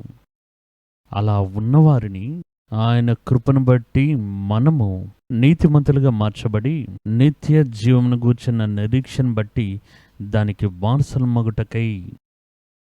ఎంత గొప్ప ట్రాన్స్ఫర్మేషన్! నేను చాలాసార్లు ఇదే ఆలోచిస్తా. యేసు అని పేరు చెప్పే అర్హత కూడా లేకుండా ఉన్నాం. ఇప్పుడు యేసును గురించి గంటలు గంటలు మాట్లాడుతూ ఉన్నాం. ఇది నా వలన కలిగింది కాదు, నా భక్తి మూలంగా కలిగింది కాదు, ఇంకా చెప్తే ఎవరి యొక్క ప్రార్థన వలన కలిగింది కాదు, ఇంకోటి చెప్తే నాకు ఎవ్వరూ సువార్త ప్రకటించలేదు, ఎవరు నా మార్గమధ్యలో సంధించి చెప్పిందే లేదు. నన్ను దేవుడు సంధించి ఈ దినములో నేను దేవునికి ఆయన గురించి నేను గంటలు గంటలు మాట్లాడుతున్నానే. ఇది దేవుని యొక్క కృప. ఈ ట్రాన్స్ఫర్మేషనే దేవుడు నాలో చేసిన అద్భుతం. తరువాత దుష్ట క్రియల్లో శత్రువులుగా ఉన్న మనలను దేవుడు స్నేహితులుగా చేశారట. యోహాన్ 15:15 చెప్పబడింది, ఇక మిమ్ములను దాసులని పిలువక నా స్నేహితులుగా పిలుచున్నాను. కొలస్సీలు 1:21 చెప్పబడింది, గతకాలమందు అన్యులు మీ దుష్క్రియల వలన మీ మనసులో విరోధభావం గలవారి ఉండిన మిమ్మును దేవుడి ఈరోజు స్నేహితుడా అని పిలిచేంతగా మన స్థానాన్ని హెచ్చించడానికి మనలో ఒక మార్పును తీసుకుని వస్తున్నారు చూడండి. దానికి పేరే మనలో జరిగే అద్భుతం. మనలో ఆయన ఏర్పరిచిన యొక్క నూతన జీవితాన్ని ఆయన మనలో చేసే శ్రేష్టమైన అద్భుతం అని దేవుని యొక్క వాక్యం చెప్తుంది. చివరిగా 2 కొరింథీయులకు రాసిన పత్రిక 5వ అధ్యాయం 17వ వాక్యాన్ని చదివి ముగిద్దాం. కాగా ఎవడైనను క్రీస్తు నందున్న ఎడల వాడు నూతన సృష్టి, పాతవి గతించెను, ఇదిగో క్రొత్తవాయను. ఇదే ట్రాన్స్ఫర్మేషన్. ఇదే దేవుడు మనలో చేయాలనుకునే అద్భుతం. దేవుడు మనుషులకు ఏర్పాటు చేసే నూతనమైన జీవితాన్ని ఆయన మన జీవితంలో చేసే గొప్ప అద్భుతం ఇదే అని అర్థం చేసుకోవాలి. హెజ్కేల్ 36వ అధ్యాయం 25, 26, 27 దేవుడు చెప్తున్నది, మీ పాత హృదయాన్ని తీసివేసి నూతన హృదయాన్ని సృష్టిస్తాను. చూసారా, ట్రాన్స్ప్లాంట్ చేయడం. ఒక హృదయాన్ని తీసివేసి, లోకానుసారమైన హృదయాన్ని తీసివేసి ఆత్మ సంబంధమైన హృదయాన్ని లోపల పెడుతున్నారు. కిడ్నీ పాడైపోతే కిడ్నీని తీసివేసి వేరొక కొత్త కిడ్నీ పెడుతున్నారు కదా. కానీ అది కూడా ఈ లోకల్ నుండి వచ్చిన ఒక కిడ్నీయే. కానీ యేసు మన పాత హృదయాన్ని తీసివేసి ఆత్మ సంబంధమైన కొత్త హృదయాన్ని సృష్టిస్తూ ఉన్నారు. అది ఎంత గొప్ప అద్భుతమో ఆలోచించి చూడండి. చెప్తారు, ఇక వైద్య శాస్త్రంలో మేము గొప్ప సాధన చేసాం, ట్రాన్స్ప్లాంట్ చేస్తున్నాం. ఒక హృదయాన్ని తీసి ఇంకొక హృదయాన్ని పెడుతున్నాం, కిడ్నీని తీసి వేరొక కిడ్నీ పెడుతున్నాం. ఈ ఆలోచన చూడండి, బైబిల్లో ఇర్మియా యొక్క కాలంలో, హెజ్కేల్ కాలంలోనే చెప్పబడింది. హెజ్కేల్ 36:25-27 వరకు, మీ అపవిత్రత యావత్తు పోవునట్లు నేను మీ మీద శుద్ధ జలం చల్లుదును, మీ విగ్రహముల వలన మీకు కలిగిన అపవిత్రత అంతయు తీసి మిమ్మల్ని శుద్ధీకరిస్తాను, మీరు శుద్ధీకరించబడెదరు. మీకు నూతనమైన హృదయం ఇచ్చేదను, మీ హృదయంలో నూతనమైన ఆత్మను అనుగ్రహిస్తూ మీలో ఉన్న రాతి గుండె మీలో నుండి తీసివేసి మాంసపు గుండెను మీకిచ్చేదను. చూసారా, ట్రాన్స్ప్లాంట్ చేయడం. నా ఆత్మను మీ అందుంచి నా కట్టడలను అనుసరించి వారిగాను నా విధులను గైకొను వారిగాను మిమ్మను చేసేదను. ఒక ట్రాన్స్ఫర్మేషన్. ఇదే దేవుడు చేసే గొప్ప అద్భుతం. ఇదే దేవుడు మనుషులకు చేసే ముఖ్యమైన అద్భుతం. కొంతమంది శరీరంలో అద్భుతములు పొందుకోవడంతో వారి అనుభవాన్ని నిలిపివేస్తారు. అది తప్పు. శరీరంలో ఆయన అద్భుతం చేయడము, బహిరంగంగా దేవుడు మీ జీవితంలో అద్భుతం చేయడం, మీ అంతరంగిక పురుషుల్లో ఒక అద్భుతం చేయడానికే. దాని నిమిత్తమే దేవుడు అద్భుతాలు చేస్తున్నారు. ఆ అద్భుతమే మనకు కావాలి. అంతరంగిక మనుషునికి దేవుడు అద్భుతం చేయడం మొదలు పెడితే ఆ అద్భుతం ప్రతిదినం మన యొక్క జీవితంలో అద్భుతాలను నెరవేరుస్తూ ఉంటుంది. బైబిల్లో మీరు చూస్తున్నారు, 5 రొట్టెలు 2 చేపలు తీసుకుని 5,000 మందికి పంచిస్తున్నారు.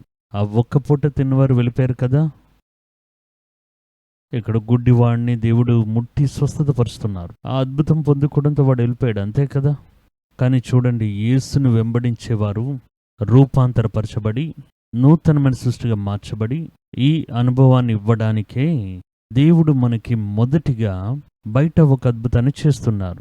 అనేక మంది ఒక అద్భుతం అక్కడే నిలబడిపోతారు.